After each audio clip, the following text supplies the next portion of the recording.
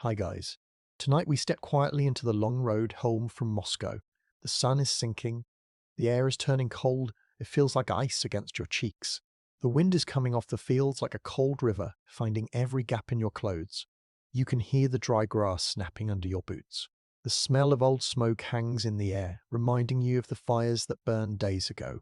Everything is still, waiting for the winter to truly begin. So before you get comfortable, take a moment to like the video and subscribe. But only if you genuinely enjoy what I do here, and if you want to let me know where you are listening from and what time it is where you are. I always love seeing those little snapshots of the world. Now dim the lights and let the story begin. You are standing on a cobblestone street. The stones are uneven under your feet. It is the middle of October in the year 1812. You are far away from home. You are in the city of Moscow, but it does not look like a city anymore. It looks like a skeleton. For a long time, the city was burning. The fire was huge and red, eating up the wooden houses one by one. But now the fire is out. The smoke has turned from black to a thin, pale grey. It drifts through the streets like a ghost. You take a deep breath. The air tastes like ash and cold dust. It is a smell that sticks to your skin and your hair. It is the smell of an ending. You look down at your hands. They are rough and covered in a little bit of dirt. You rub them together to make some heat. You are wearing your uniform. It was once bright and clean, but now the blue cloth is faded. The gold buttons are dull. You check your coat. It is a long, heavy coat made of wool. We call this a greatcoat. It is the most important thing you own right now. The wool is grey and scratchy against your neck. It goes all the way down to your knees. It is thick, meant to stop the wind. You make sure every button is fastened tight. You pull the collar up high around your ears. The air here in Russia is different than the air at home in France. It has a bite to it. It nips at your nose and your fingertips. It is not freezing yet, but it is a warning. It whispers that winter is coming, and it will be hard. You shift your weight from one foot to the other. Your boots are leather. They are good boots, but the soles are getting thin. You can feel the hard stones of the road pressing up against your heels. You wiggle your toes. They are warm for now. Around you, thousands of other men are standing and waiting. They are your brothers in this long march. Some are sitting on the edge of the pavement, resting their heads on their knees. Others are leaning against the blackened walls of ruined houses. No one is talking very much. There is a heavy silence over the whole army. It is a silence full of thinking. We have been here for 5 weeks. That is a simple fact of history to remember. 5 weeks is a long time to wait in a burnt city. We waited for a letter that never came. The Emperor Napoleon thought the Russian leader would surrender. He thought they would make peace, so we waited. We sat by small fires and cooked our food and watched the sky get darker earlier every day. But no letter arrived. The answer was just silence. And now the waiting is over. The drums begin to roll. The sound is low at first, like thunder far away. Rat-a-tat-tat, rat-a-tat. It grows louder. It echoes off the stone walls. It wakes everyone up. The men sitting on the pavement stand up. They brush the dust off their trousers. They pick up their muskets. You reach down and pick up yours too. The wood of the stock is smooth and cool in your hand. The metal barrel is cold. You lift it onto your shoulder. It is heavy, but you are used to the weight. It feels like pulled of your arm. En avant, a voice calls out. It means forward. You take your first step, then another. The whole street begins to move. It looks like a blue river flowing slowly over the grey stones. The sound of thousands of boots hitting the ground fills the air. Crunch, crunch, crunch. It is a steady rhythm, like a giant heartbeat. You walk past the remains of a large house. The roof is gone. The windows are just black holes staring out at the street. Inside, you can see a chimney standing alone, surrounded by piles of black wood. A few weeks ago, a family might have lived there. They might have had dinner at a table and slept in warm beds. Now, there is only the wind whistling through the broken bricks. You look up at the sky. It is a flat, pale white colour. There is no sun today. The clouds are low and thick. They look heavy, as if they are full of something. Maybe rain, maybe snow. A single bird flies across the sky, a small black dot against the white. It calls out once, a sharp cry, and then disappears. The army is leaving the city. You are walking towards the big stone gates. The road is crowded. It is not just soldiers. There are wagons and carts. The wheels creak and groan as they roll over the bumps. Squeak, clonk, squeak, clonk, squeak, clonk. The horses look tired already. Their heads are down. Their breath comes out in little white puffs of steam. You walk past the Kremlin. It is a huge fortress with tall red walls and golden towers. It looks strong and angry. The gold on the towers does not shine today because there is no sun. It looks dull, like old brass. You look at it one last time. You know you will never see it again.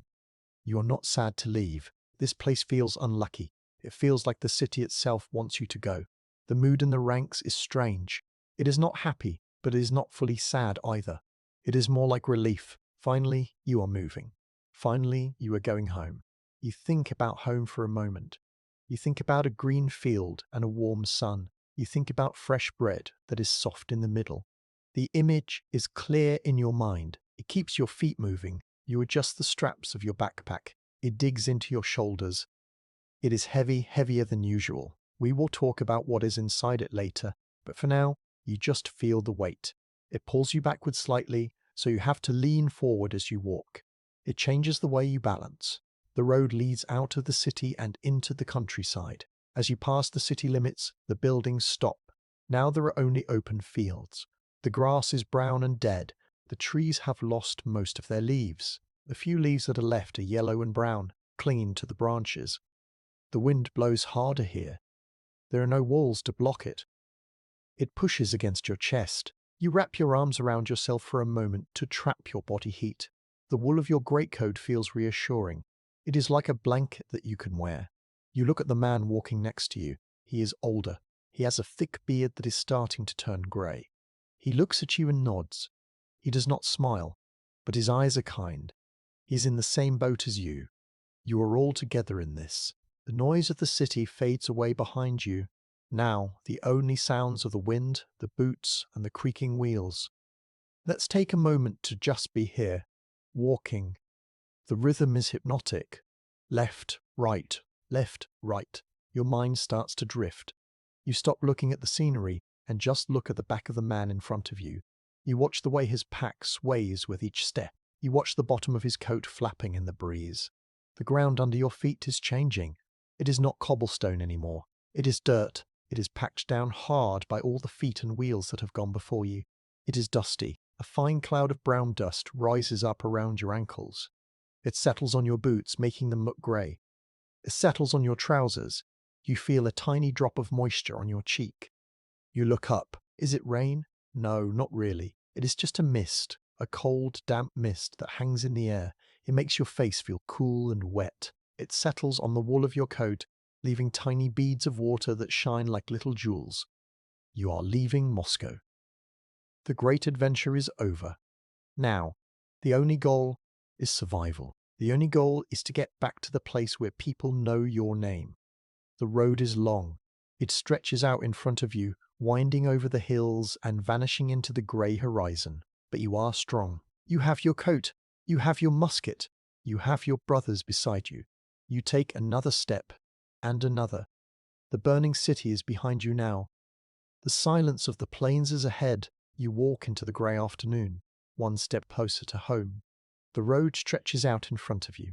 It is just dirt and dry grass going on forever. You have been walking for hours now. The excitement of leaving the burning city has faded away. Now there is only the work of walking, and there is the weight. You feel the straps of your backpack cutting into your shoulders. They are made of stiff leather. They rub against your wool coat. With every step, the pack bounces a little bit against your back. Thump, thump. It feels like a heavy hand pushing you down. You hook your thumbs under the straps and try to lift them up, just for a second, to let the blood flow back into your arms. It helps, but only for a moment. The order comes down the line. Halt. The blue river of soldiers stops moving. You let out a long breath. You bend your knees and let the heavy pack slide off your shoulders. It hits the ground with a dull thud. You feel like you are floating. Your back feels light and cool. You roll your shoulders, enjoying the freedom. You sit down on the dry grass next to your pack. It is time to check what you are carrying. You undo the buckles. The leather is stiff from the cold. You pull the flap open. Inside, it is a mix of things you need and things you just wanted. In Moscow, the houses were empty. The families ran away and left everything behind. For days, soldiers wandered through the rooms, picking up whatever they liked. It felt like a dream. You could take anything. There were no shopkeepers to ask for money. There were just open drawers and unlocked cupboards. You look at the treasures inside your bag. First, you pull out a piece of cloth. It is a long scarf made of silk. It is bright red, like a summer berry. It is soft and slippery in your rough hands. You rub it between your fingers. It feels like water. You took this from a big house with tall mirrors. You thought about a girl back home in France. You thought about how she would smile if you gave it to her. You thought about how pretty she would look wearing it on a Sunday. Next, you pull out a heavy object wrapped in a rag. You unwrap it. It is a candlestick made of silver. It is heavy and solid. It has fancy swirls carved into the metal. You thought this would make you rich. You thought you could sell it when you got home and buy a small farm, or maybe a cow. It shines even under the grey sky. But then you look at the other things in your bag. You have a small sack of flour. It is white and dusty. It is not much, maybe enough for a few days. You have a piece of salted beef. It is hard as wood, but it is food. And you have your most important treasure. It is a sugar loaf. Let me explain what that is. In these days, sugar does not come in a paper bag like sand. It comes in a hard, white cone. It looks like a snowy mountain peak. You have to use a knife to chip off little pieces. This sugar is energy. It is warmth. When you are so tired you cannot walk, a piece of sugar under your tongue can wake you up. It is worth more than gold out here. You hold the sugar loaf in one hand and the silver candlestick in the other. The sugar is light. The silver is heavy. You look at the road ahead. It goes up a long hill.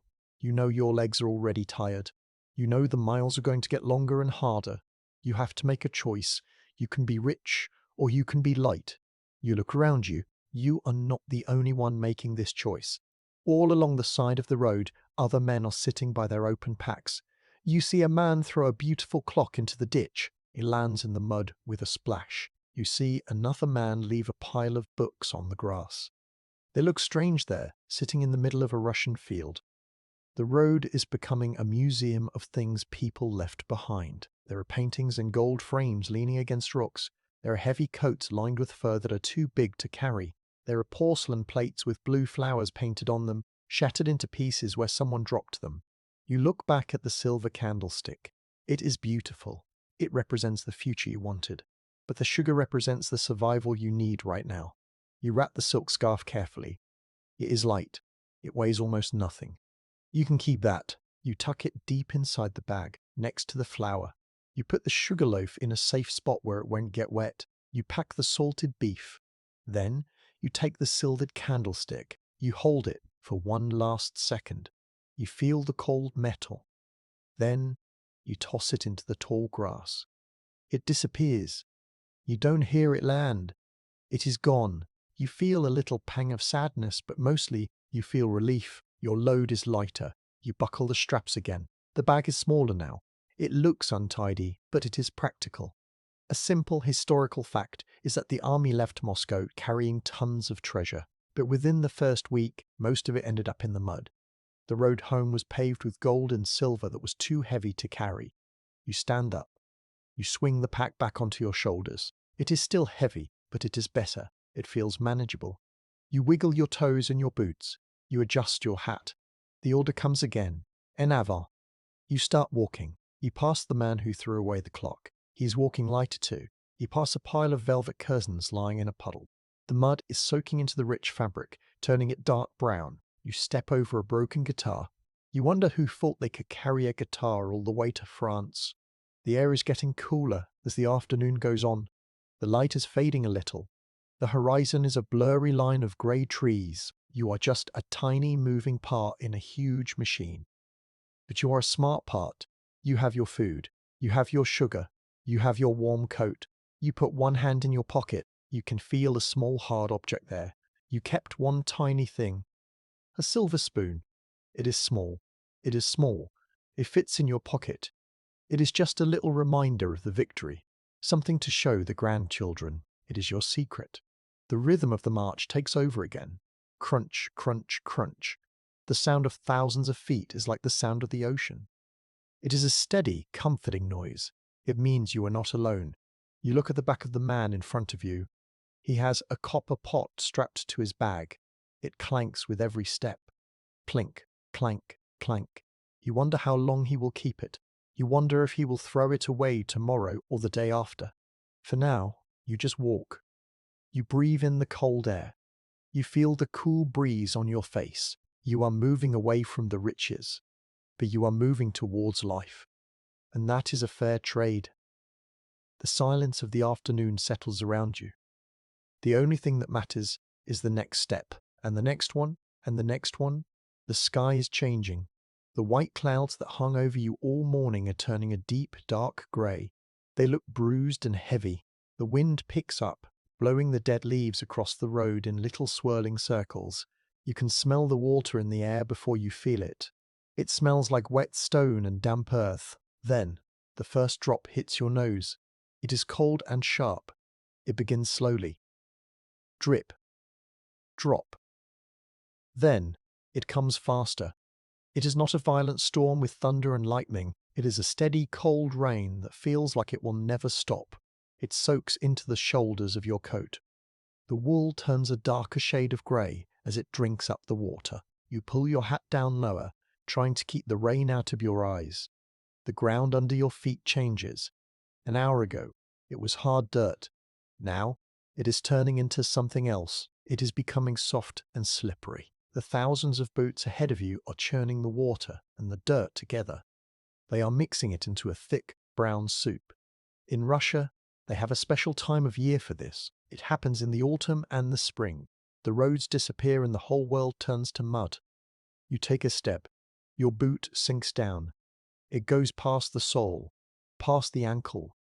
The mud hugs your foot. When you try to lift it up, the mud holds on. It makes a sucking sound. Schloop. You have to pull hard to get your foot free. It feels like the ground is trying to swallow you. You look down. Your boots are gone. They're just lumps of brown clay now. The mud adds weight to every step. It is heavy, like you are wearing iron shackles on your legs. You are not just carrying your pack anymore. You are carrying the road itself. You look at the man next to you. He slips. His arms wave in the air for a second, trying to find balance. He manages to stay on his feet, but he slides sideways. He looks at you with tired eyes. There is no energy left for talking. All your energy goes into pulling your feet out of the glue. Ahead of you, the line of the army has slowed down. It is like a worm that is wiggling, but not moving forward. You hear a shout. Push! Heave! You look over. A wagon is stuck. It is a large wooden cart carrying barrels of food. The wheels have sunk deep into the mud, almost up to the axle. The axle is the wooden bar connecting the wheels. The horses are trying their best. Their hooves scramble and slip on the wet clay. They lower their heads and pull, their muscles bunching up under their wet coats. But the wagon does not move. Soldiers gather around the wagon. You step over to hell. You put your shoulder against the muddy wood of the wheel. The wood is wet and rough. 1, 2, 3, push. You push with your legs. You feel your boots slipping backward. You grit your teeth. The mud splashes up onto your trousers. It is cold and slimy. Slowly, with a groan of wood, the wheel turns. Just a few inches. Then a few more. With a final lurch, the wagon pops out the deep hole and rolls onto slightly firmer ground. You stand back, breathing hard. You wipe your hands on your coat, but it just spreads the mud around. You realize that you cannot stay clean. The mud is everywhere. It is on your hands, your face, your clothes. It is part of you now. You step back into the line. The rain continues to fall. It runs in little streams off the rim of your hat. It drips down your collar and makes a cold line down your back. You shiver. It is a deep shiver that starts in your spine. This is the hardest part of the autumn. It is not cold enough to freeze the ground, but it is too cold to be wet. You pass a horse that has given up. It is standing by the side of the road, its head hanging low. It looks like a statue made of wet fur. A soldier is patting its neck gently, whispering to it. The horse does not move. The mud has stolen its strength. You keep walking. You have to keep walking. If you stop, you will get cold. If you stop, you might get stuck too. Let's listen for a moment to the sound of the march. It has changed. It is no longer the crisp crunch, crunch of boots on stone. Now it is a wet, squelching rhythm. Splosh, suck. Splosh, suck. It sounds like someone kneading a giant bowl of wet dough. The rain hisses softly as it hits the puddles. Hiss, hiss. The daylight's fading fast. The grey clouds make the evening come early. The world is turning into a blur of brown and grey. You can't see the horizon anymore. You can only see the wet back of the man in front of you. You think about the sugar loaf in your bag. You hope the leather is thick enough to keep it dry. If the water gets in, your sugar will disappear. It will just melt away into sticky syrup. You reach back and pat the flap of your back. It feels damp but solid. You hope for the best. You try to find a path that looks less deep. You step on the tuft of grass. It holds your weight for a second, then sinks. There is no escaping it. You settle into a trance. Lift, step, slide. Lift, step, slide. Your legs are burning. Your socks are damp inside your boots, but you are moving. The simple fact of history is that mud defeated more armies than cannons ever did. It steals time. It steals energy. But tonight, it will not stop you. You are slow, but you are steady. You are a soldier of the night shift, and you know how to endure. You wipe the rain from your eyelashes and take one more muddy step towards home. The mud is still deep, but something is changing. You can feel it on your face first. For the last few days, the air was wet and damp. It felt like a wet dog shaking itself dry. But now, the air is dry. It is sharp. When you breathe in, it stings the inside of your nose. It feels clean, but it also feels dangerous. The heavy rain that was soaking your coat has stopped. The clouds are still there, covering the sky like a low ceiling, but they look different. They are not the dark, angry grey of a rainstorm anymore. They are a flat, pale white. They look solid, like a sheet of ice hanging over the world. You keep walking. Your boots are heavy with the brown clay, but the mud is starting to feel stiff. It is not squelching as much. The edges of the puddles are turning hard. A thin skin of ice is forming on top of the water. When you step on it, it breaks with a sound like cracking glass. Crackle, crunch. Then, you see it. A single white speck floats down from the sky. It dances in the air, moving left and right, taking its time to fall. It lands on the dark blue wool of your sleeve. You look closely at it. It is a tiny star made of ice. It is perfect. For a second it stays there, white and crisp. Then the heat from your arm melts it, and it turns into a tiny dark spot of water. Another one falls. Then another. Then 10. Then 100. The sky has opened up. The snow has arrived. It is not a storm. The wind is not blowing hard. It is a gentle, quiet fall. The flakes are large and fluffy. They look like feathers falling from a pillow fight in the sky. They drift down silently, covering everything. You look up. The air is full of white dots. They catch on your eyelashes. You blink and they melt on your cheeks. They feel like cold little kisses. At first, it is beautiful. You cannot help but think it is pretty. It covers the ugly brown mud. It covers the dead grass. It covers the black burnt wagons left on the side of the road. It makes everything look clean and new. It is like a fresh white blanket is being pulled over the sleeping earth. But then you look at the men around you. They are not smiling. They are pulling their coats tighter. They are pulling their hats down lower. They know what this means. A simple historical fact is that the Russian winter does not knock on the door. It just kicks the door down. One day it is autumn, and the next day the world is frozen. There is no warning. You look at the man walking in front of you. His shoulders are already dusted with white. His backpack looks like a small snow hill. He shakes his shoulders, and the snow falls off. But 5 minutes later, it is back. The snow changes the sound of the march. Before, there was the noise of splashing and squelching. There was the rattle of wheels on stones. Now the world is going quiet. The snow acts like a cushion. It absorbs the sound. The footsteps become soft thuds. Thump, thump, thump. The voices of the soldiers seem to fade away, swallowed by the white air. It feels like you are walking inside a cloud. You look down at your legs. You are wearing gaiters. Let me explain what those are. They are covers made of stiff cloth, usually canvas or leather. You button them around your ankles and over the top of your boots. They are meant to keep stones and dirt out of your shoes. Right now, your gaiters are wet from the mud. As the temperature drops, the wet cloth is starting to freeze. You can feel them turning into hard tubes around your ankles. The buttons are covered in a thin layer of ice. You try to wiggle your toes inside your boots. They move, but they feel slower than before. The cold is seeping through the leather, through your socks, and finding your skin. You rub your hands together. You are not wearing gloves. Most men don't have them. You pull your sleeves down as far as they will go, trying to cover your knuckles. You tuck your hands into your pockets, searching for that little bit of body heat. You touch the silver spoon in your pocket. The metal feels freezing cold against your fingers. You let go of it quickly.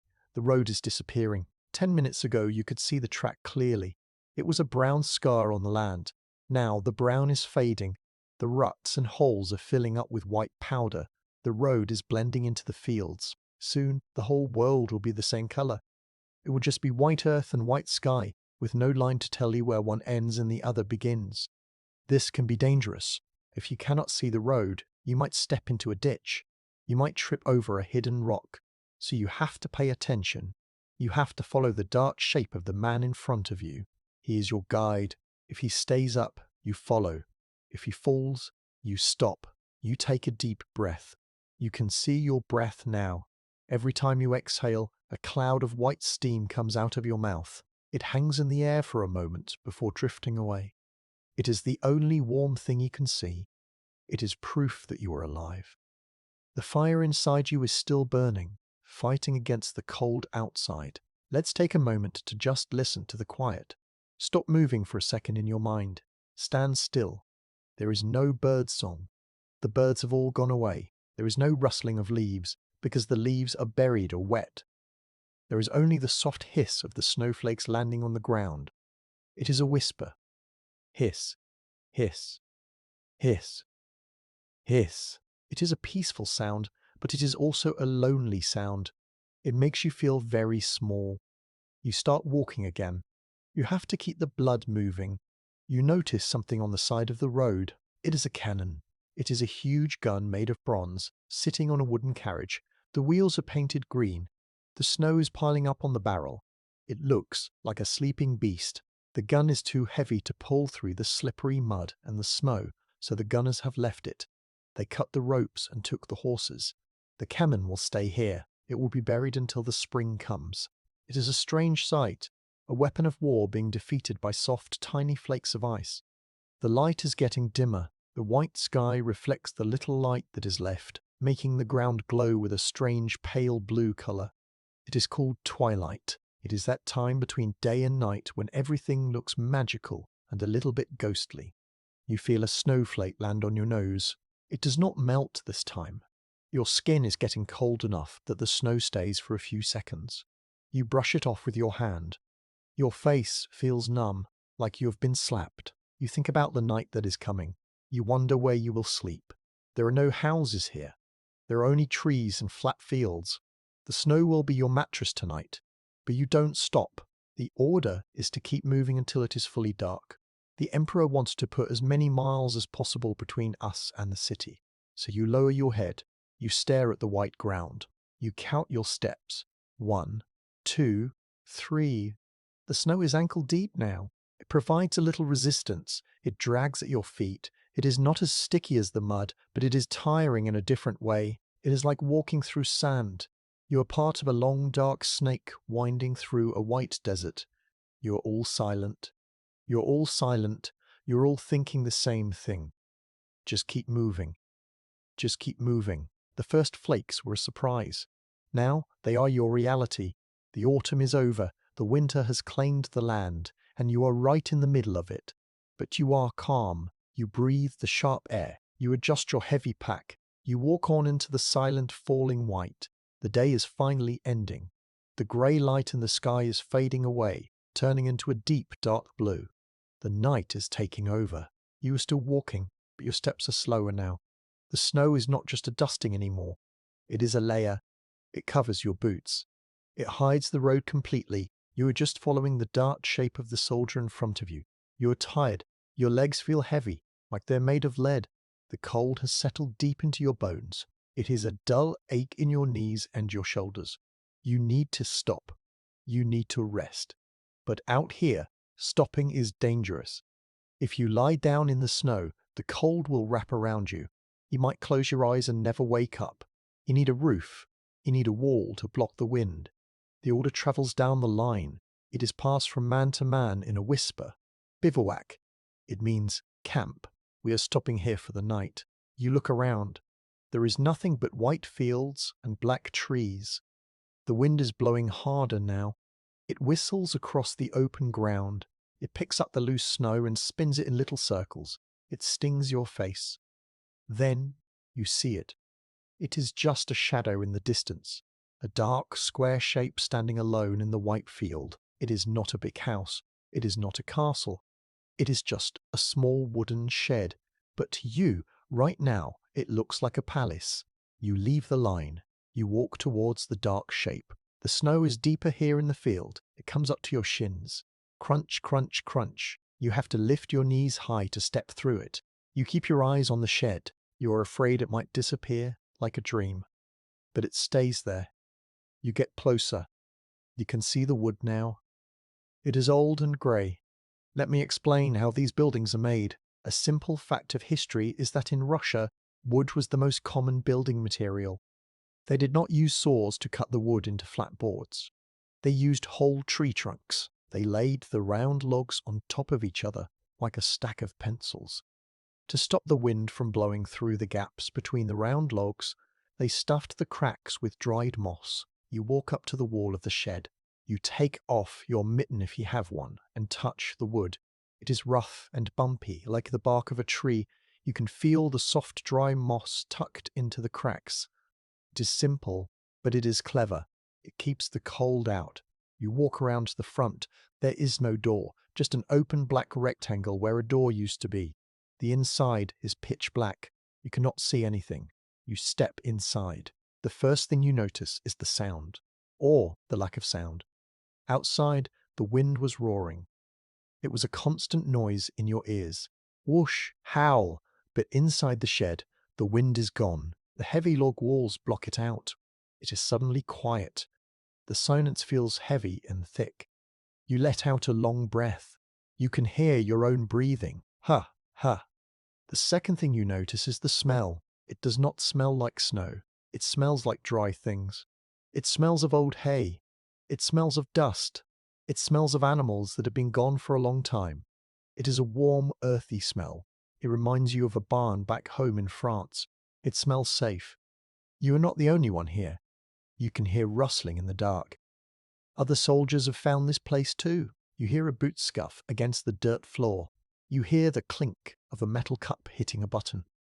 Is there room? You whisper. Over here, a voice whispers back. It is a low, tired voice. You move carefully into the darkness. You hold your hands out in front of you so you don't bump into anything. The floor is dirt, but it is dry. That is the most important thing. It is not mud. It is not snow. It is dry, packed earth. You find a corner that is empty. You carefully take off your heavy backpack. You set it down against the log wall. You sit down next to it. You lean your back against the logs. The bark presses into your coat, but it feels solid. It supports you. You stretch out your legs. Your feet are throbbing, but the weight is off them now. You close your eyes for a moment. Just being out of the wind makes you feel warmer. The air in here is still freezing, but it's not moving. It allows your own body heat to stay close to you. You reach out your hand to feel the floor around you. You want to make sure you are not sitting in anything wet. Your fingers brush against something hard and wooden. You pick it up. It is a long stick with another shorter stick tied to the end of it with a strip of leather. It is a flail. Let me tell you about this simple tool. It is used by farmers. When the wheat grows tall in the summer, they cut it down. Then they bring it into a shed like this. They use the flail to hit the wheat. Thwack, thwack. The beating separates the grain, the part you eat, from the stalk. You hold the flail in your hands. The wood is smooth. It has been held by many hands before yours. A farmer probably stood in this exact spot just a few months ago. He was working hard, sweating in the summer heat, making food for his family. Now he is gone, and you are here, shivering in the dark, holding his tool. It is a strange connection. You are a soldier, he was a farmer. You are enemies technically, but right now, you are just a man grateful for the roof he built. You put the flail down gently next to you. You treat it with respect. It belongs to this place. The shed is filling up. More men are coming in from the cold. You can hear them stumbling at the doorway. You can hear them sigh with relief when they step out of the wind. It is getting crowded. You have to pull your knees up to your chest to make room. But the crowd is good. More men means more heat. We call this body heat, as everyone sits close together. The warmth from their bodies fills the small space. It raises the temperature just a few degrees. It is not hot, but it is enough to keep you from freezing. You look up towards the roof. It is dark, but you can see a few tiny cracks of grey light. The roof is made of wooden planks. It is old. There are gaps. A little bit of snow sifts through the cracks. It falls like white dust, drifting down in the dark. But it is only a little bit. Most of the snow stays outside. You are safe for now. You have 4 walls. You have a roof. You have a dry floor. In this vast frozen country, that is a victory. Let's take a quiet moment. Listen to the world outside. The wind is picking up speed. You can hear it scratching against the outside of the logs. It sounds like giant fingers trying to get in. Scratch, scratch. It rattles the loose boards on the roof. Clatter, tap. It whistles through the cracks in the doorframe. But it cannot get you. You are inside the box. You are separated from the storm. You lean your head back against the wall. You can feel the vibration of the wind hitting the shed. But you are still. You pull your greatcoat tighter around your legs. You tuck your chin into your collar. You think about the open road you left behind. You think about the cannon covered in snow. You feel a wave of gratitude. It is a small, simple feeling.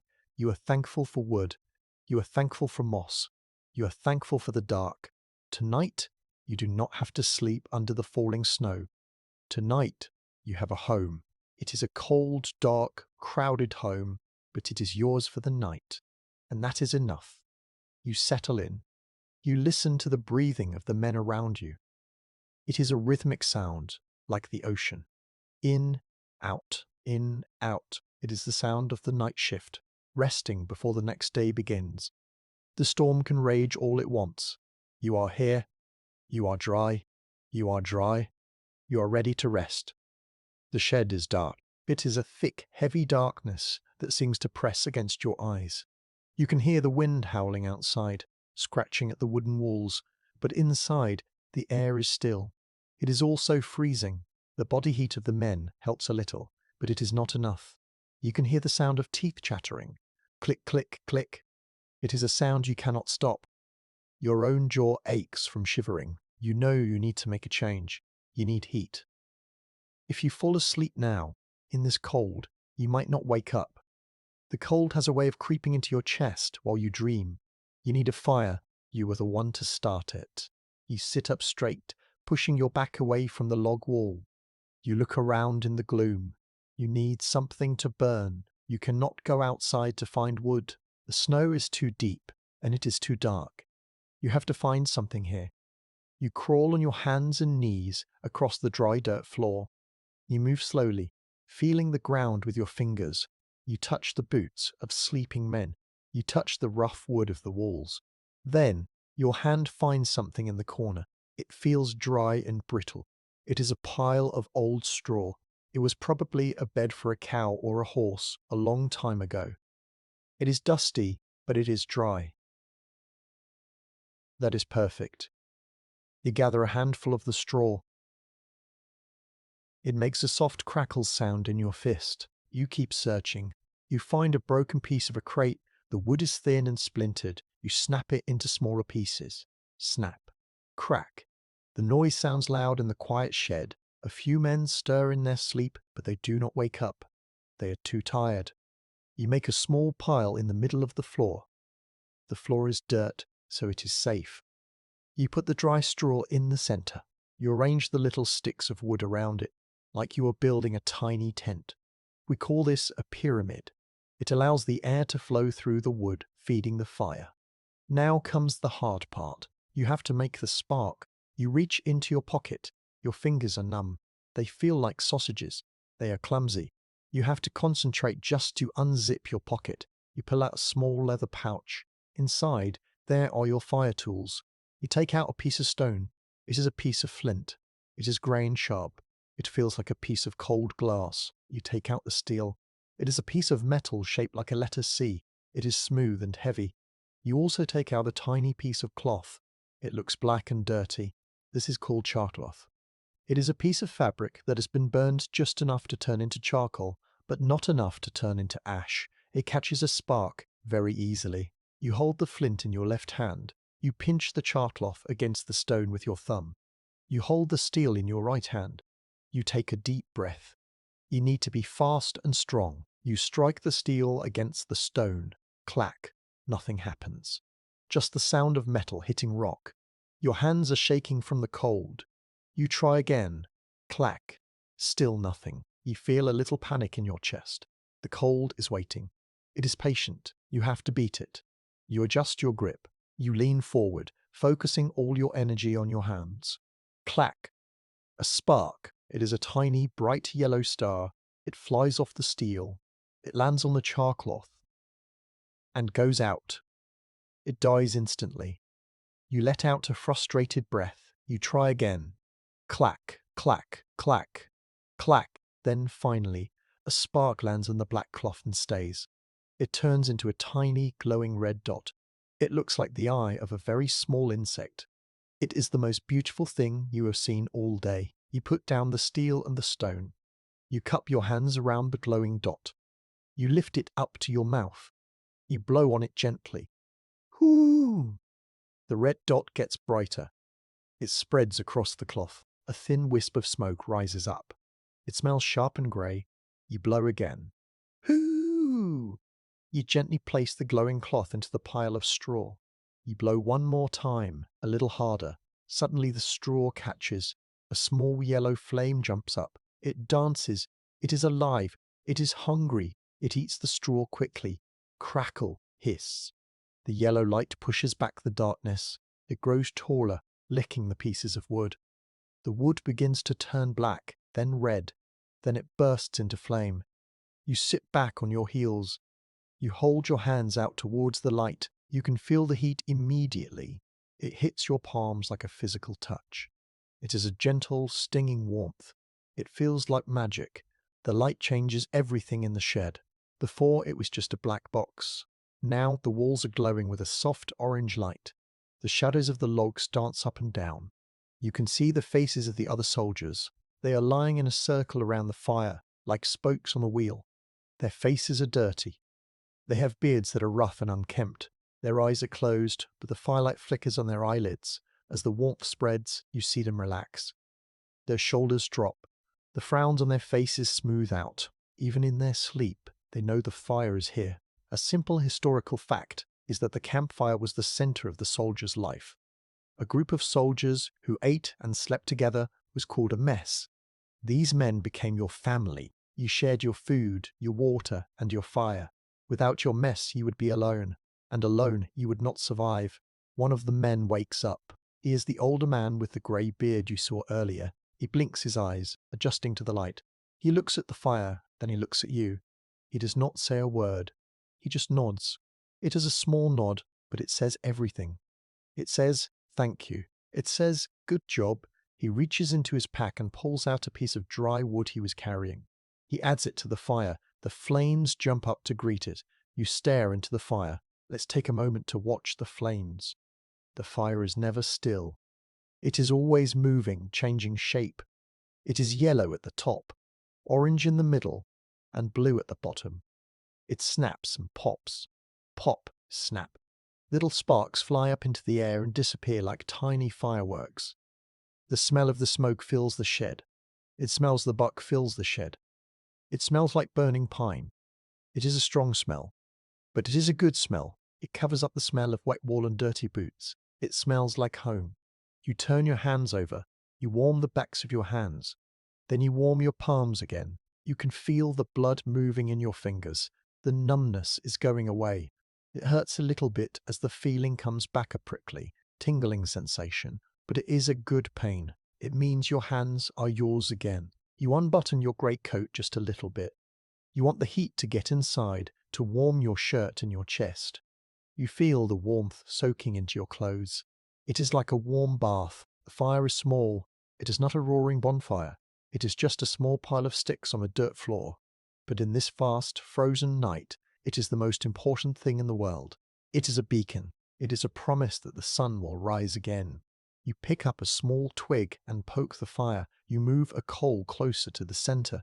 The coals are glowing deep red, pulsating with heat. They look like dragon eggs. You are safe here. The wind is still howling outside, trying to get in, but the fire is pushing it back. The circle of light is your shield. You look around the circle. Another man sits up. He rubs his hands together. He reaches for his bag. It is time to do something else. Now that you have heat, you can have the next best thing. You can have dinner. But for now, just enjoy the warmth. Feel it on your cheeks. Feel it on your nose. Watch the orange light dance on the rough wooden walls. You have built a sun in the middle of the night. You are the keeper of the flame. And for tonight, that is enough. The fire is burning steadily now. The small yellow flames are licking the sides of the dry wood. The heat is spreading, pushing the cold air back towards the walls of the shed. You are sitting on the dirt floor with your legs crossed. You feel a strange sensation in your stomach. It is a hollow, aching feeling. You realize that you had not eaten since the sun came up. You look at the man next to you.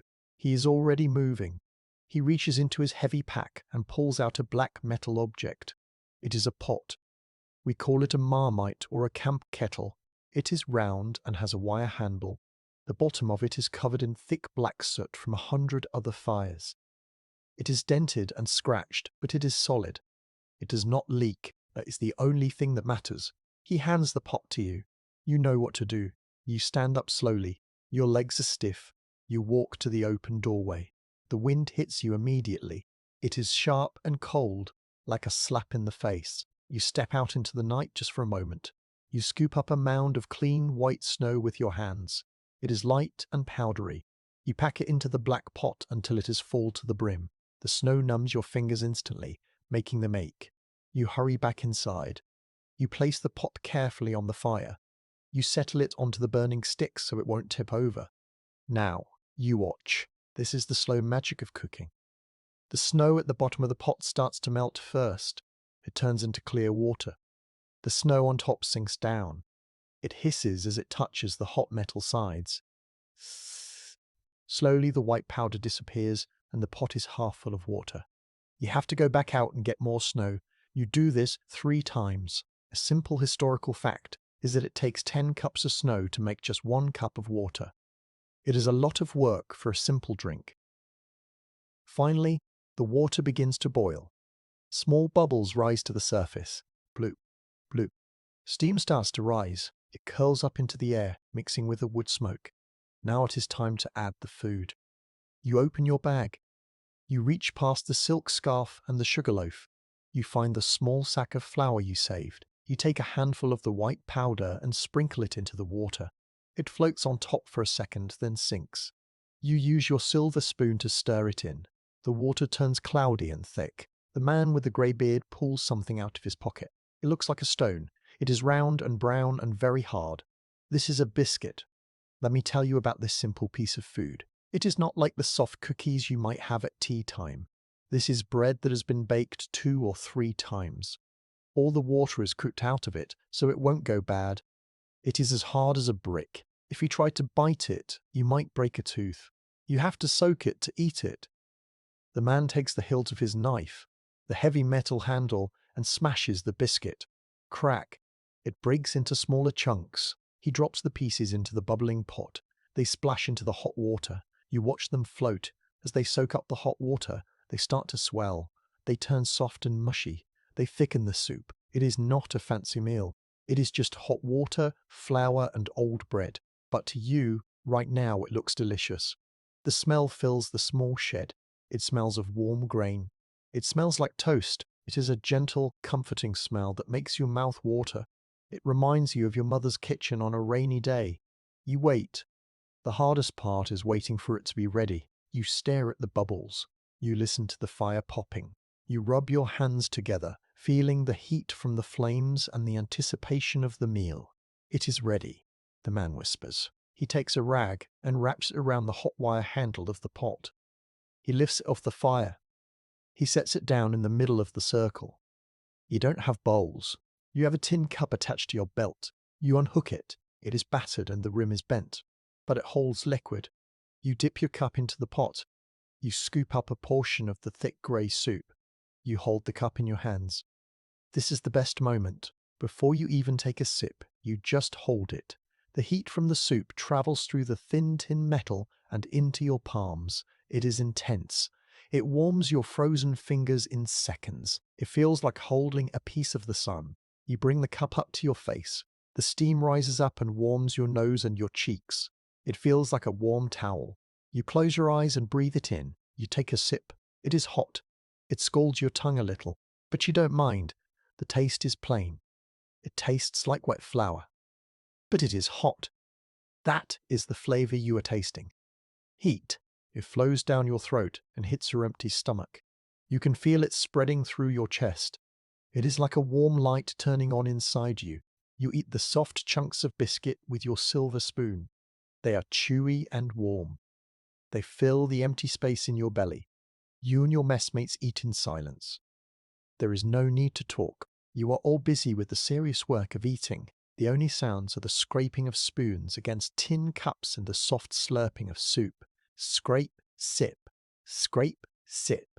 It is a holy moment. The food is giving you life. It is giving you the strength to walk again tomorrow. When the pot is empty, you scrape the bottom to get the last drop. You lick your spoon clean. You feel heavy and satisfied.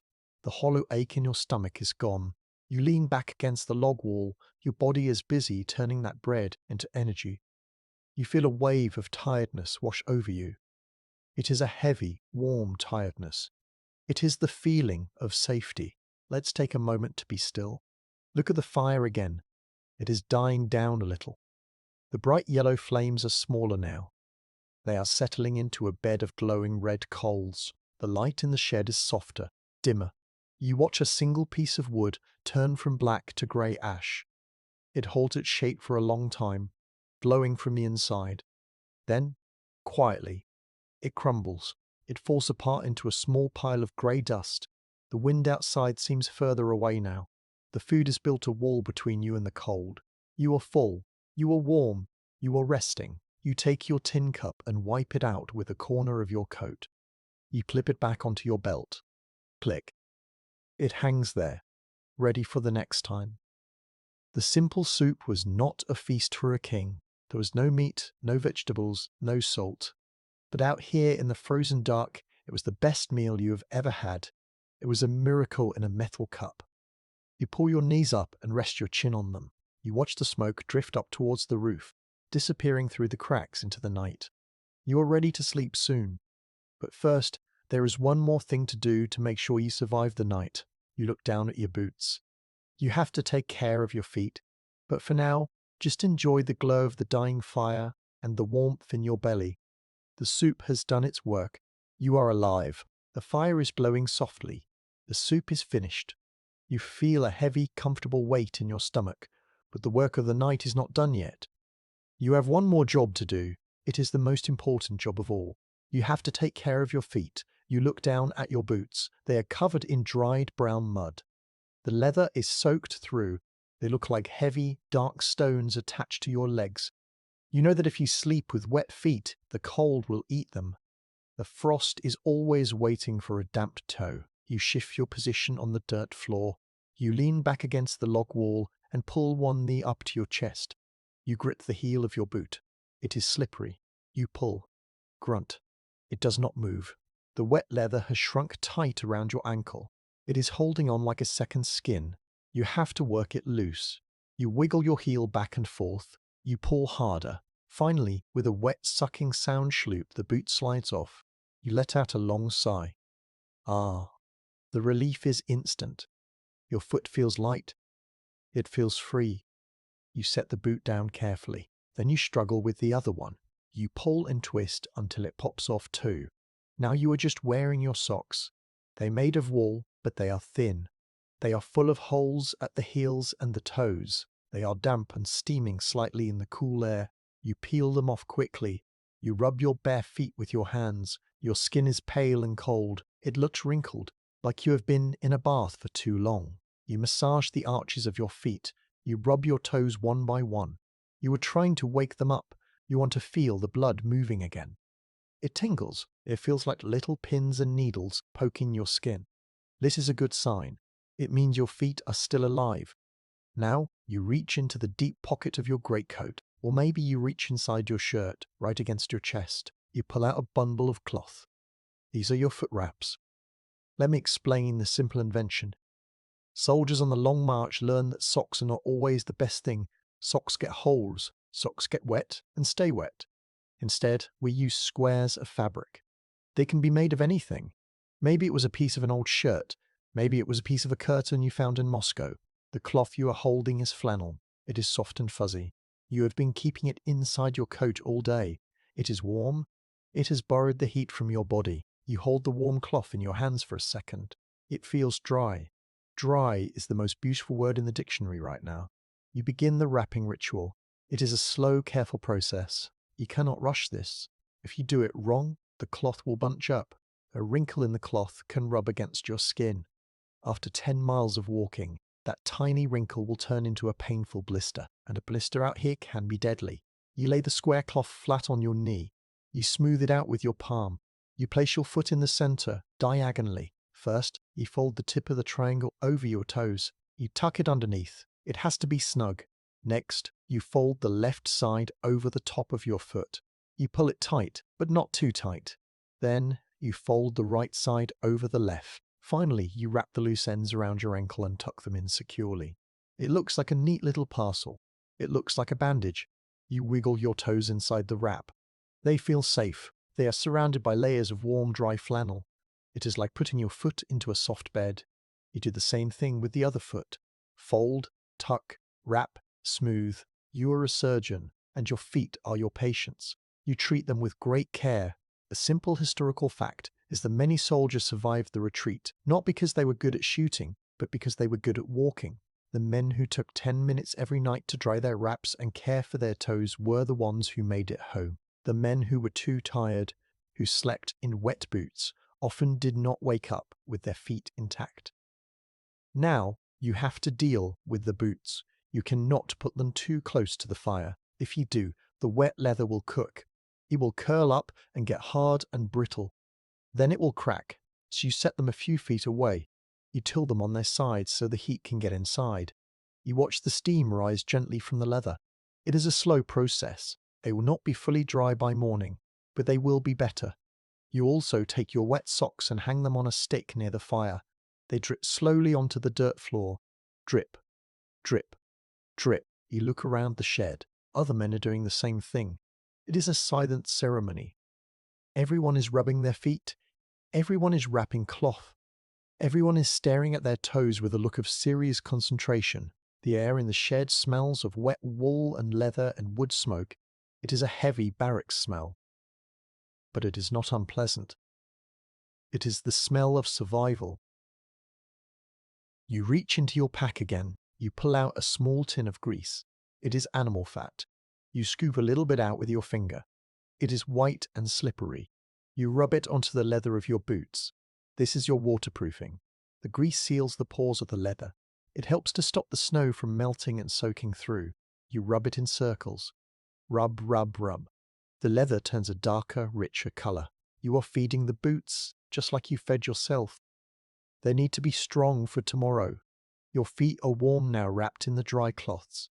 You decide not to put the boots back on tonight. You will let your feet breathe.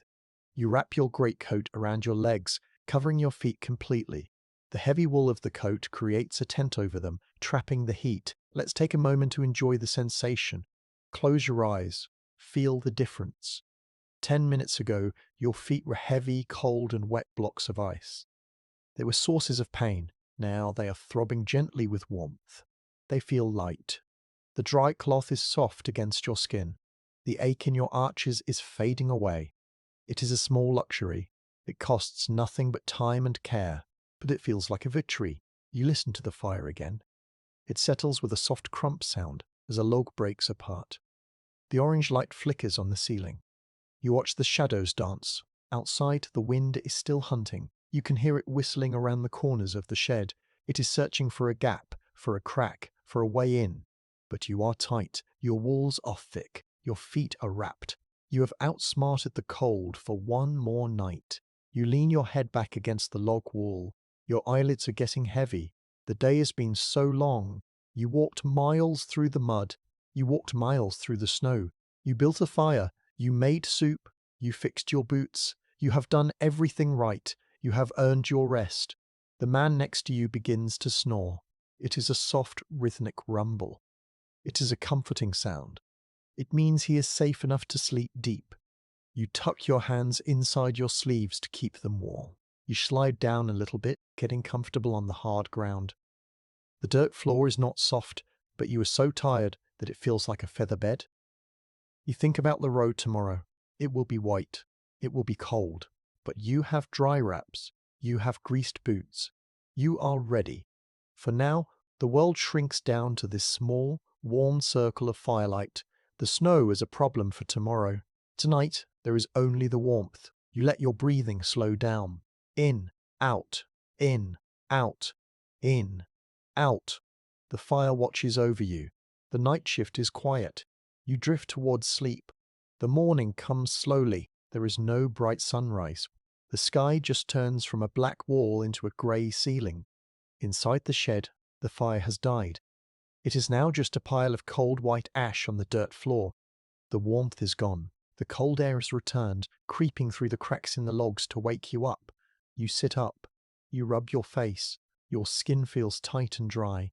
You reach for your boots. They are stiff and cold, but because you greased them last night, they are not frozen solid. You slide your wrapped feet into them.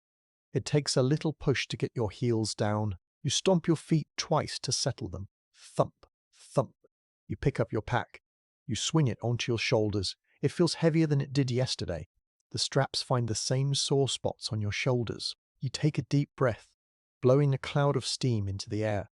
It is time to go. You step out of the shed. You have to squint.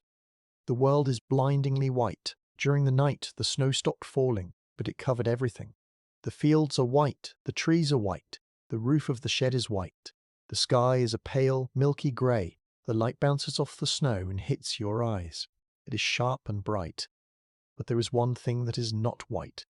You look at the road. It is a long, dark scar cutting through the snow, and it is moving.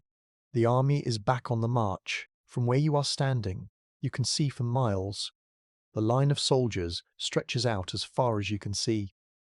It goes over the hill in front of you and disappears. It comes from the horizon behind you. It looks like a giant black snake winding its way across a white sheet. You walk down from the field and join the line.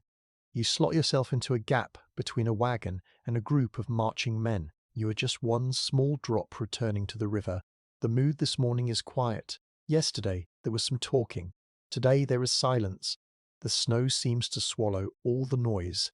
You don't hear the clinking of metal or the shouting of orders.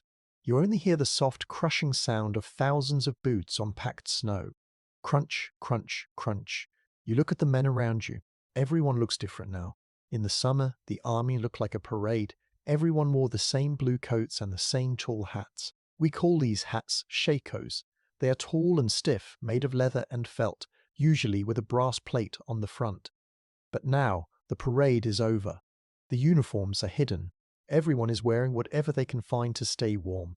You see a man walking next to you, wearing a woman's fur coat over his uniform. It is too small for him, and the sleeves only reach his elbows, but it is warm. You see another man who has wrapped a green velvet tablecloth around his shoulders like a cape.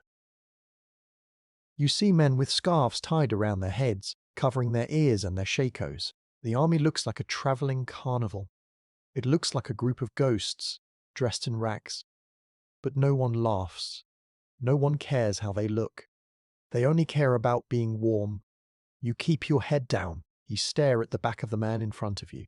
He is wearing a backpack made of cowhide with the hair still on it. You watch the pattern of the brown and white hair bouncing up and down. It becomes your whole world.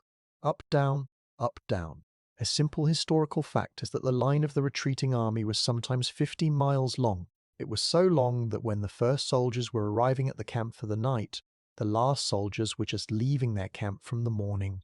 It was a continuous stream of humanity flowing west. You step carefully. The snow on the road has been packed down into hard ice by the thousands of feet before you. It is slippery. You have to keep your weight forward. If you lean back, your feet might slide out from under you. You look to the side of the road. The snowbanks are high, up to your knees. The untouched snow looks soft and fluffy, like sugar, but you know better. You know it is deep and freezing. You stay on the dark, icy path. The wind begins to blow again. It sweeps across the open plain. There are no trees here to stop it. It hits the long line of soldiers. You see the men lean into the wind. They bow their heads. They turn their shoulders to block the cold air. The whole line bends together, like tall grass in a breeze. You pull your scarf up over your nose. You can feel the walls scratch in your face. Your breath warms the fabric, making it damp. Then the dampness freezes, turning the scarf stiff and icy against your skin. But you don't take it off. It protects your nose from the bite of the frost. Let's take a moment to look at the vastness of it all. Stop looking at your boots for a second. Look up. To your left is white. To your right is white. The world feels empty. It feels huge. You are a tiny black speck in a giant white bowl. The silence of the landscape is heavy. It feels like the land itself is watching you. It is waiting to see if you can make it across. You feel a sense of loneliness, even though you are surrounded by people. You are all walking together, but you are all walking alone inside your own heads. You are thinking about your warm feet. You are thinking about the piece of biscuit in your pocket. You see a wagon ahead of you. It is piled high with trunks and boxes. A soldier is walking beside the horse, holding the bridle. The horse looks tired. Its head is low. Its coat is matted with ice. The wagon wheels squeak in the snow. E-error. E-error. It is a sad, repetitive song. You walk past a milestone. It is a stone block by the side of the road. It has a number carved into it. It tells you how many miles to the next town. You glance at it, but you don't try to read it. The numbers don't matter. The only thing that matters is keeping moving. The sun tries to push through the grey clouds. For a moment, there is a weak, pale circle of light in the sky. It looks like a white coin. It gives no heat. It just hangs there. Cold and distant, you adjust the strap of your musket. The metal barrel is covered in a thin layer of frost. It looks white and fuzzy. You brush it off with your mitten. You need to keep your weapon clean, even if you are too cold to use it. The road stretches on. It winds over a small rise and disappears into the distance. The black snake of the army follows it perfectly. You take another step, and another. The shed and the fire are just a memory now. The reality is the road. The reality is the ice. The reality is the long, silent walk towards the horizon. The road has changed again. The wide, open fields are gone. Now the world is closing in. You are walking through a forest. On both sides of the road, there are walls of trees. They are tall pine trees. Their branches are heavy with snow, bending down like tired arms. The needles are a dark, deep green, almost black against the white sky. The trees stand close together. They create a dark curtain. You cannot see very far into the woods. It is just a maze of shadows and white trunks. The air here is different. It is stiller. The wind is blocked by the trees, so it feels quieter. But it is a spooky quiet. It feels like the forest is holding its breath. You keep your eyes on the road, but every few seconds you glance to the side. You look into the dark gaps between the trees. You are looking for movement. You are looking for the enemy. And then you see them. At first you think it is just a trick of the light. You think it is a branch moving in the breeze. But then the branch steps forward. A horse and a rider step out from behind a tree. They stand at the edge of the woods, just 100 yards away. They are watching you. These are the Cossacks. Let me explain who they are. They are not like regular soldiers. They do not wear matching uniforms. They do not march in straight lines. They are riders from the wild, open lands of the south and east. They have lived on horses since they were born. They are wild and they are fast. You look at the rider. He is wearing a tall, shaggy hat made of sheepskin. It looks huge on his head. He wears a long coat that is belted tight at the waist. He has a thick beard. He looks like a bear sitting on a horse. His horse is different too. It is not a big, heavy war horse like the ones in your army.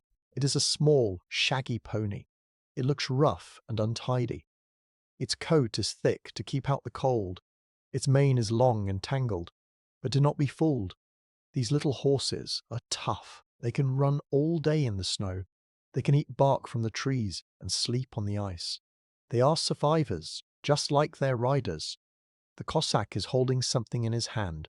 It is a long, thin pole. It is a lance. It is simple, really, just a long stick of wood, maybe 10 feet long, with a sharp metal point at the end. It looks like a giant needle.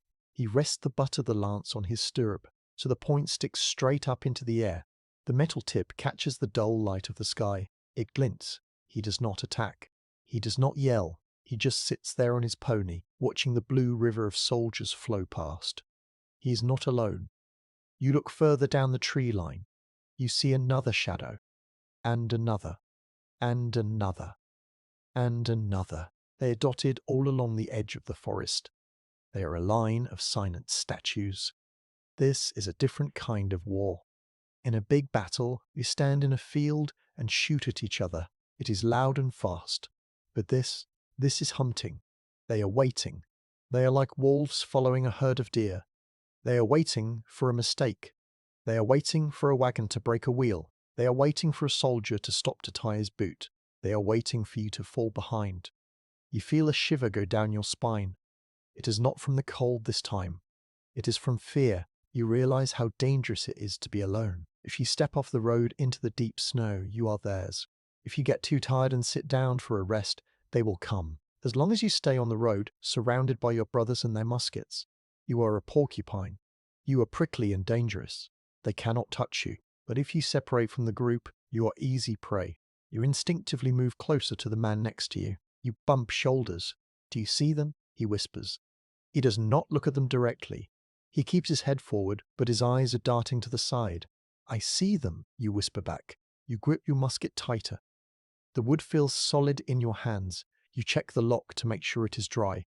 You know that if they charge, you will have one shot.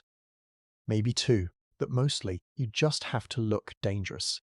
You have to look like you are ready to fight. The column of soldiers tightens up.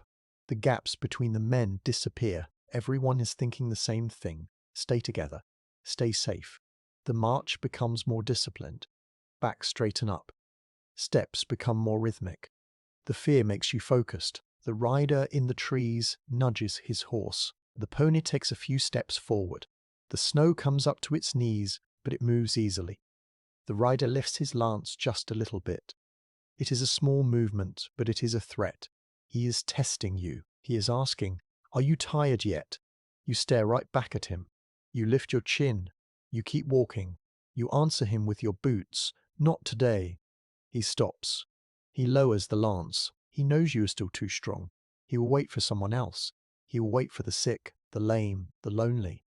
The road curves, and you leave that specific rider behind. But you know there will be another one a mile down the road, and another one after that. They are always there. They are the eyes of the forest. This psychological pressure is heavy. It wears you down. You cannot relax. You cannot daydream. You have to be alert every second. It makes the walk feel twice as long. You look at the trees again. They are beautiful, in a way. The snow on the branches looks like white lace. The dark trunks look strong and noble. But now, the beauty is dangerous. The forest is not just scenery anymore. It is enemy territory. The road is your only safe zone. It is a narrow strip of survival cutting through a hostile world. You see a group of crows sitting in the top of a dead pine tree. They are black and shiny. They are looking down at the road too. They let out a harsh call. Caw, caw. It sounds like a laugh. They are waiting for the same thing the Cossacks are waiting for. They are all scavengers. You think about the sugar loaf in your bag. You think about the silver spoon. You think about the warm flannel on your feet. These are the things that keep you going. These are the things that keep you on the road. You pass a spot where a wagon has tipped over. It is lying on its side in the ditch. The contents are spilled out in the snow clothes, papers, boxes. But there is no one there. The people who owned it are gone. Did they run back to the road?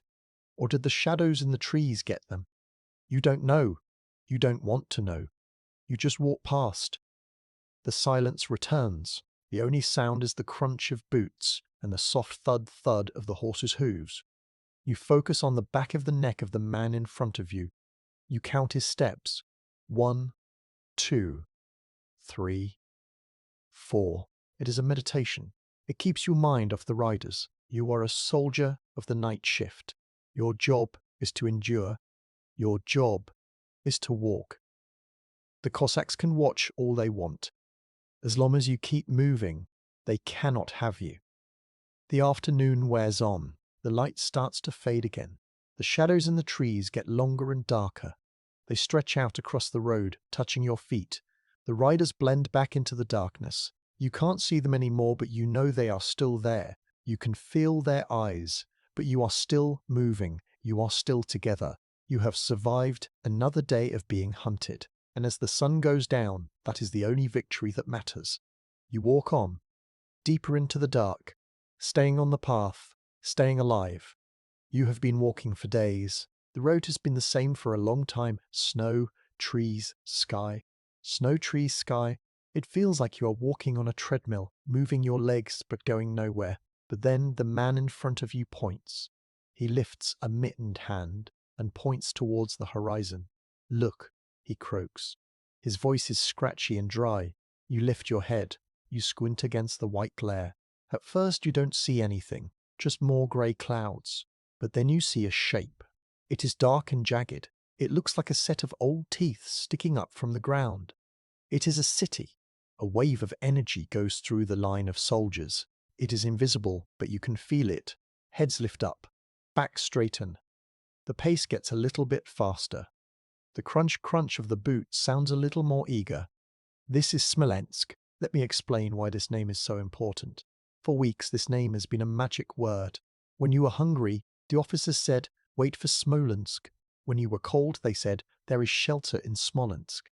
When you were tired, they said, "Rest is waiting in Smolensk." It was supposed to be the prize. It was supposed to be the place where the suffering stopped. You imagine what is inside those walls. Your mind starts to paint pictures. You see a bakery with a big stone oven.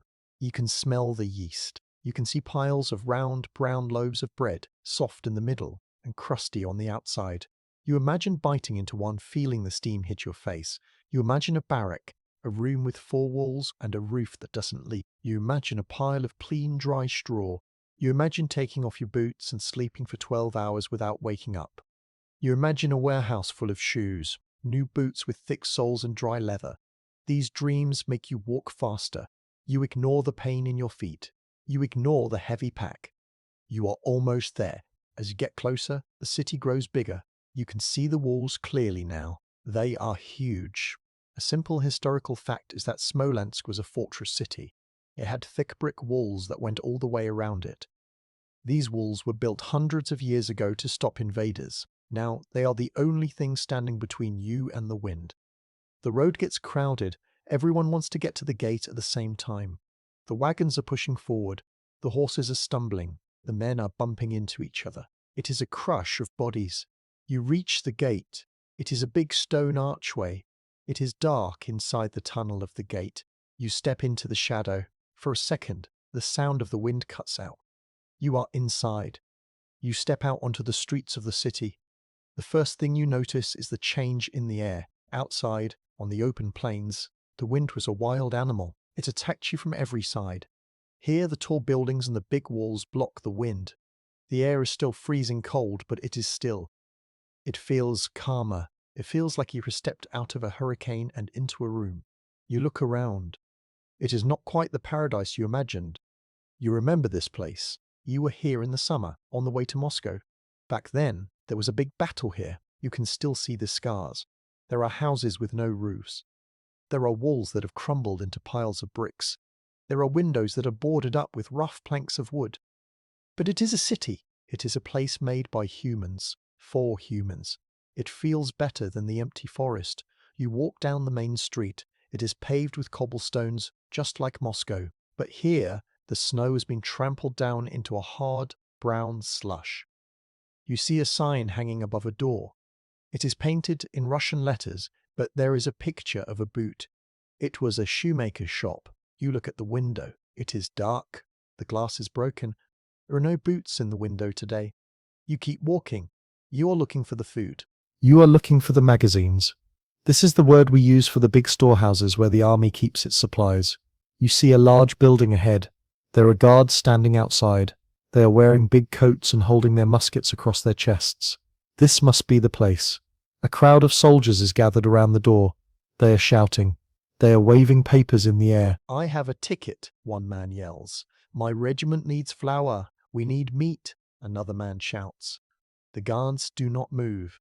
They stand like statues. They block the door. You stop at the edge of the crowd. You feel a little knot of worry in your stomach. Why aren't they letting people in? Why is there so much shouting? The dream of the warm bread starts to fade a little bit. But you are here. That is the main thing. You are not on the road. You find a spot near a brick wall that is still standing. It is a good spot. The wall is high and blocks the breeze. The ground is paved, so it is not muddy. You drop your heavy pack. It hits the stones with a clunk. You sit down on it. It feels good to stop. You look at the other men arriving. They look like sleepwalkers. They stumble through the gate and just collapse. Some of them sit down right in the middle of the street. They don't care if they are in the way. They reached the finish line, and their bodies have just turned off. You see a man take off his hat. Steam rises from his bald head. He wipes his face with a dirty rag. He looks up at the grey sky and smiles. It is a weak smile, but it is real. He made it. You look at the buildings around you. They are solid. They are made of stone and brick. They look permanent. After weeks of seeing only flimsy tents and wooden sheds, the stone looks strong. It makes you feel a little bit stronger too. You touch the wall behind you. The brick is rough and cold. You press your hand against it. It is real. Tonight you will sleep in a city. Maybe you won't get a soft bed. Maybe you won't get a room of your own. But you will have walls. You will have a courtyard. You will be protected from the Cossacks in the forest. The sun is starting to go down. The shadows of the buildings are getting long. They stretch across the snowy street. You reach into your pocket and touch your piece of biscuit. You are hungry, but you decide to wait. Maybe, just maybe, the doors to the storehouse will open. Maybe they will give out rice or brandy or beef. You want to save your appetite for the good food. So you wait. You watch the blue river of soldiers pouring into the city. They fill up the squares and the alleys. The city is waking up. It is full of noise and life again. You pull your knees up to your chest. You wrap your arms around your legs. You are tired, but it is a good kind of tired. It is the tiredness of a traveller who has reached the inn. You close your eyes for a second. You listen to the sounds of the city. You hear a door slamming. You hear a horse shaking its harness. Jingle, jingle. You hear the murmur of thousands of voices. It sounds like civilization. You are safe in Smolensk. The first leg of the journey is done. You have survived the open road. Now you just have to survive the city. You take a deep breath of the cold, still air. You are ready to see what tomorrow brings. The doors of the great stone building finally grown open. For hours, you have been standing in the street.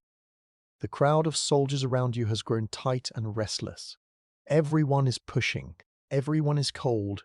The rumor has spread that there is food inside, real food, not just horse meat and snow water, but sacks of flour and barrels of biscuits. When the heavy wooden doors swing back, the crowd surges forward. It is like a wave in the ocean. You are lifted off your feet. You are pressed against the back of the man in front of you. You can feel the ribs of the man behind you pressing into your backpack. "Easy! Easy!" the guards shout. But nobody listens. Hunger does not listen to orders. You are pushed through the doorway. You stumble into the dark interior of the storehouse. You expect to see piles of food reaching the ceiling. You expect to see neat rows of bags and boxes. You expect to see a shopkeeper ready to hand you a loaf of bread. But what you see makes your heart sink. The room is huge. It has a high ceiling disappearing into the shadows. But the floor is a mess. It looks like a hurricane has blown through the room. There are barrels lying on their sides, broken open. The contents are spilled on the floor. You see white flour mixed with the dirt from 100 boots. You see rice scattered like snow, trampled into a grey paste. You see broken bottles of brandy, the glass glittering in the dim light. The air smells strong. It smells of spilled alcohol and vinegar and musty grain. The storehouse is not full. It is half empty. A simple historical fact is that the emperor's personal guards arrived in the city first. They were given the first pick of the supplies. They took the meat, the shoes, and the brandy. By the time the rest of the army arrived, the tired, hungry foot soldiers like you there were only scraps left. And there is another problem. You see a man in a clean uniform standing behind a desk. He is holding a quill pen and a book. He is shouting at a group of ragged soldiers. "Where is your receipt?" he yells. "Where is your ticket from the officer?" The soldiers stare at him. They are dirty. Their hands are wrapped in rags. They haven't seen an officer in 3 days. They don't have paper tickets. They just have empty stomachs. No ticket, no rations. The man shouts. He slams his hand on the book. It is madness. Outside, men are dying of hunger.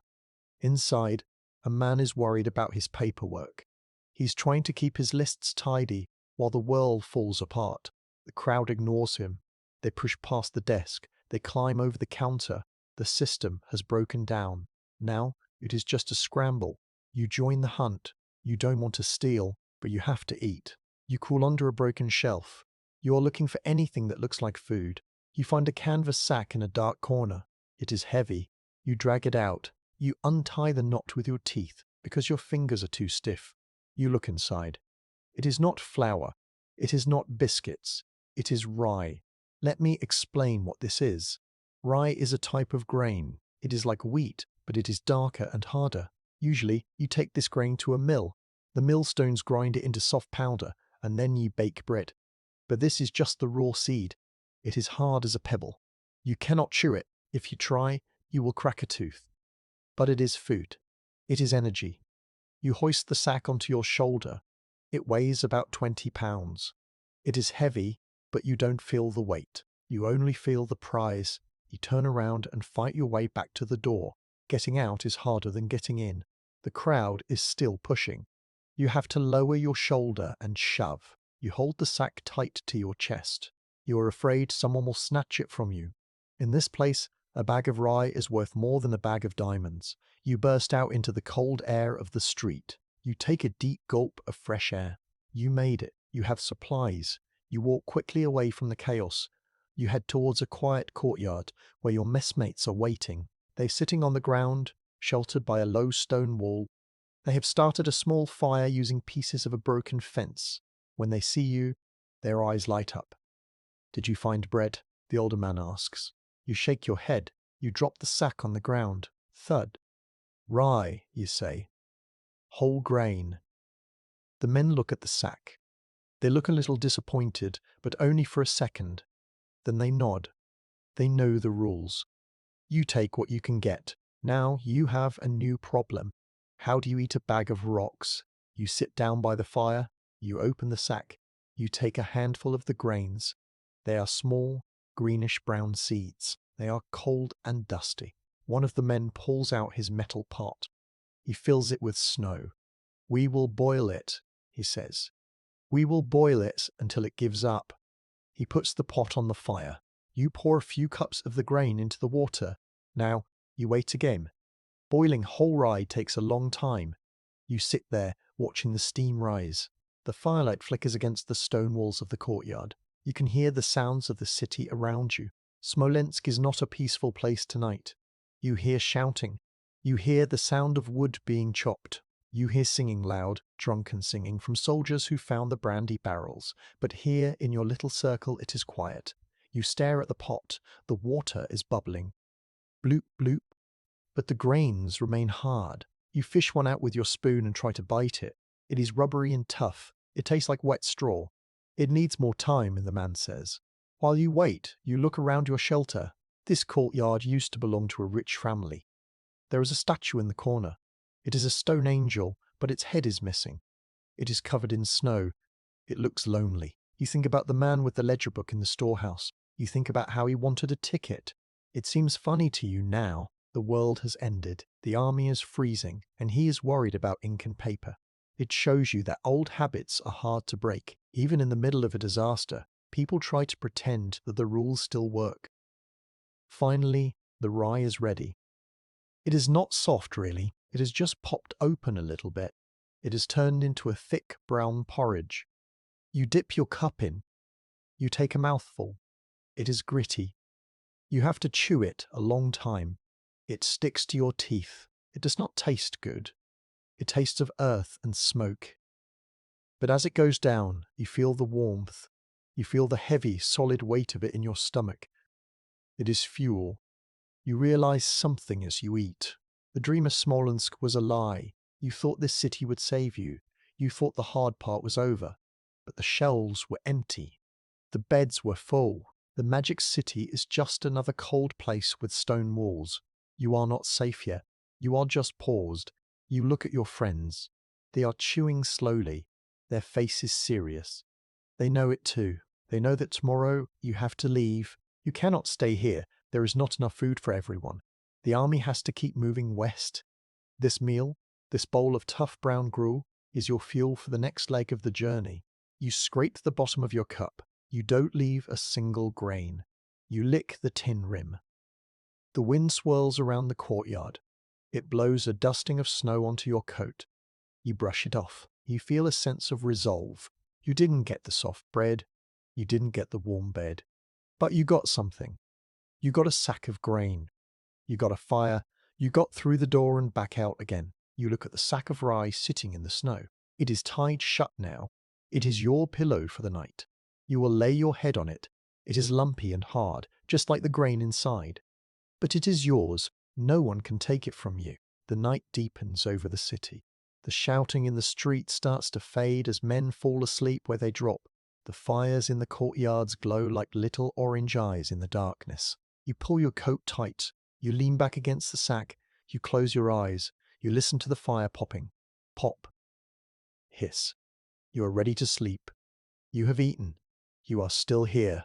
The history watchman is with you, watching the shadows. The city of stone did not save you, but it did not kill you. And tonight, that is a victory. The watch continues. You leave the stone city behind. The walls of Smolensk fade into the grey distance. You are back on the open road. You thought the snow was bad. You thought the mud was bad. You thought the mud was bad. But now, the world decides to show you what winter really means. The weather changes. It happens fast. It does not happen over a few days. It happens in a few hours. The wind shifts. It starts coming from the north. It is not just a breeze anymore. It is a solid wall of air. It screams across the flat white fields. It pushes against you. It tears at your clothes. It feels like it has claws. The temperature drops. It goes down and down and down. A simple historical fact is that on this day, the thermometer fell to 20 degrees below freezing. In just one night, the Russian winter went from being a difficult problem to being a deadly enemy. It is a cold so deep that it has a sound. It sounds like a high-pitched ringing in your ears. You take a breath. Gasp. You stop. You cough. The air is so cold that it hurts to breathe. It feels like you are inhaling broken glass. The cold air hits the back of your throat and makes it spasm. It freezes the moisture inside your nose instantly. You feel the tiny hairs in your nose turn stiff and crunchy. You quickly pull your scarf up higher. You cover your mouth and your nose completely. You have to breathe through the wool. The fabric warms the air just a little bit before it enters your lungs. It is the only way to breathe without pain. You look at the man walking next to you. You hardly recognize him. His face is gone. It is covered in a mask of white ice. This is what happens to your breath. Every time you exhale, the warm, wet air from your lungs hits the freezing air outside. It turns to ice instantly. It sticks to your scarf. It sticks to your eyebrows. It sticks to the hair on your face. The man has long icicles hanging from his moustache. They look like walrus tusks. His beard is a solid block of white frost. When he blinks, you can hear a tiny crackle sound as his frozen eyelashes touch each other. You reach up and touch your own face. You feel the ice on your scarf. It is hard and stiff like a board. It is frozen to your skin. You cannot take the scarf off now, even if you wanted to. It has become part of your face. You look down at your hands.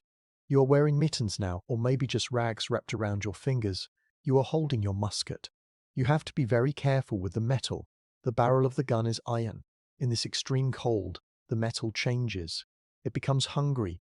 If you touch the bare metal with your bare skin, it will bite you. The skin will freeze to the metal instantly. It burns just like fire. If you try to pull your hand away, the skin will rip. So you hold the gun by the wooden stock. You keep your hands covered. You treat the metal like it is red hot, even though it is freezing cold. The road under your feet has changed too. Before, it was soft snow or slush. Now it is hard as rock. The ground is frozen solid. When you step, it does not give way. It rings like a bell. Plack, plack, plack. The wheels of the wagons make a terrible noise. The grease on the axles is frozen. The wheels shriek and grind against the wood. Screech, screech. It is a sound that sets your teeth on edge. The sky clears up. The clouds go away.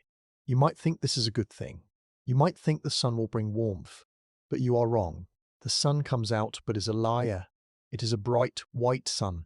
It hangs low in the sky. It shines with a blinding glare. The light bounces off the miles of white snow and hits your eyes. It is painful to look at. You have to squint until your eyes are just tiny slits, but there is no heat. The clear sky just means the heat from the earth can escape faster. The sun is just a light bulb in a freezer. It makes the cold feel sharper. You see a bird flying overhead. It is a crow. It flaps its wings slowly. Then suddenly, it stops. It just drops out of the sky. It falls like a stone and hits the snow with a soft thud. It froze in midair. The cold stopped its heart. You walk past the small black shape in the snow. You don't stop. You don't look at it for too long. But you feel a knot of fear in your stomach. If the birds cannot survive this, how can you? You focus on your body. You do a mental check. Can you feel your toes? You wiggle them. They are moving slowly, wrapped in your flannel. Good. Can you feel your fingers? You open and close your fist inside your mitten. It is stiff, but it works. Good. Can you feel your nose? You wrinkle it. It feels numb. You rub it hard with your mitten. You rub it until it hurts. Pain is good. Pain means the blood is still there. If the pain stops, that is when you are in trouble. We call this the White Death. It is silent. It is gentle. It starts with your hands and feet getting numb. Then, you stop shivering. You think you are getting used to the cold. You start to feel tired. Not just normal tired, but a deep, heavy sleepiness. You want to lie down in the soft snow. You think, I will just close my eyes for a minute. You feel warm. You start to dream about a summer day. That is the trap. If you sit down, you die. The cold will stop your heart, just like the bird. So you have to keep moving. You have to fight the sleep. Keep moving, the sergeants shout. Their voices are muffled by their scarves. Do not stop. Do not sit. You see a man ahead of you stumble. He falls to his knees. He stays there. He looks like he is praying. Two other soldiers grab him by the arms. Get up, June, they say. Get up. They pull him to his feet. They shake him. They slap his face hard. It looks cruel, but it is kindness. They are waking him up. They are saving his life. He groans and starts walking again. You walk faster. The movement creates a tiny bit of heat inside your coat. You try to stay in the middle of the group. The men on the outside of the column act like a windbreak.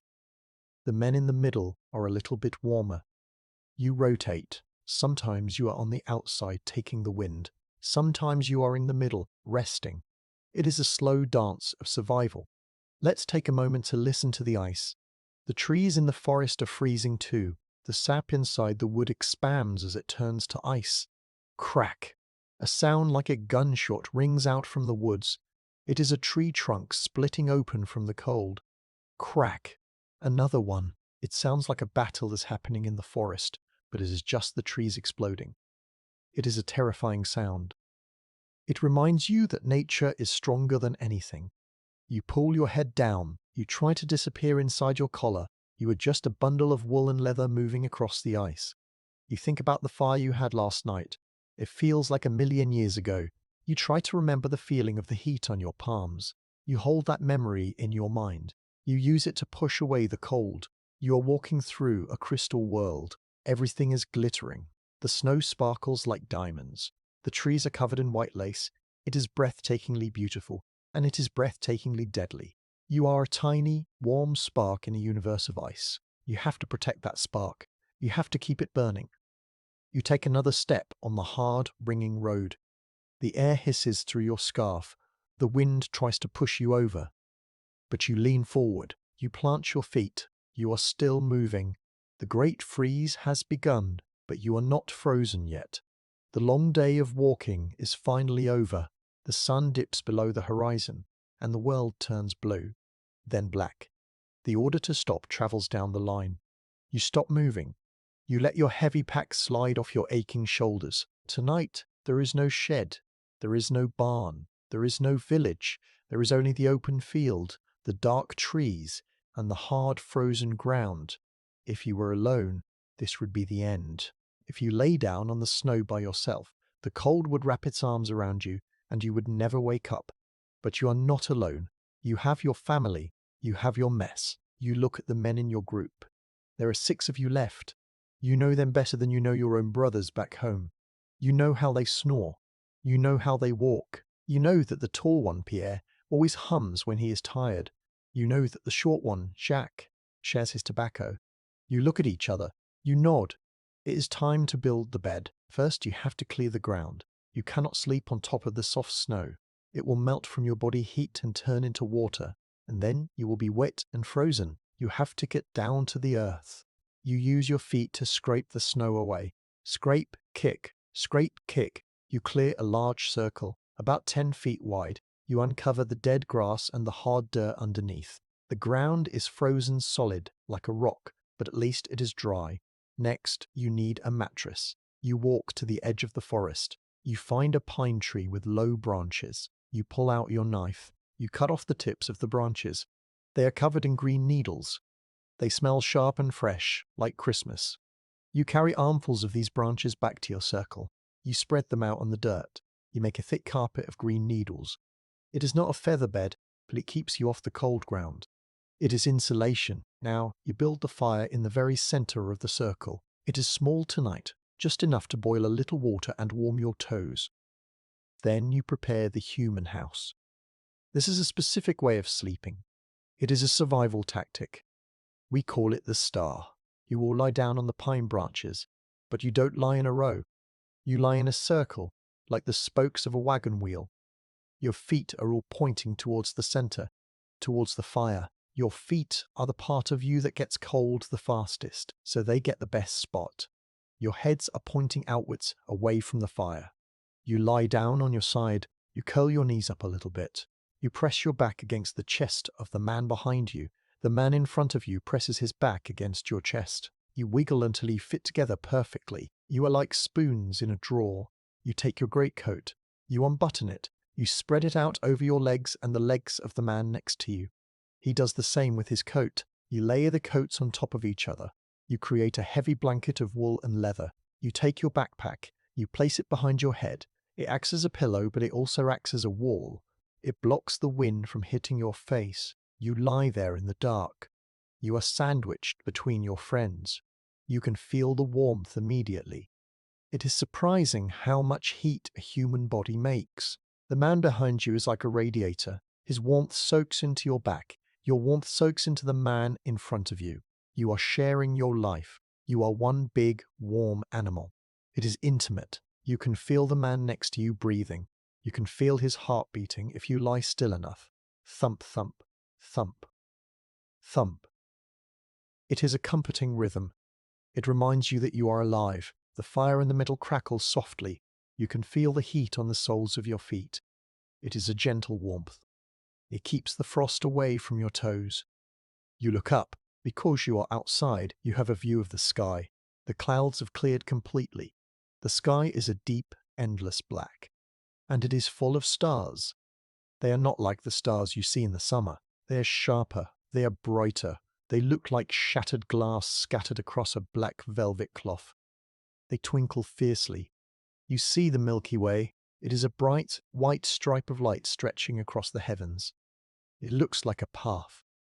You wonder if there are other soldiers marching up there, on that road of stars. The air in your face is freezing. Your nose is cold. You pull your hat down. You bury your chin in your collar. But the rest of your body is warm. You are safe inside the pile. You hear a voice whisper in the dark, "Good night, boys. Good night.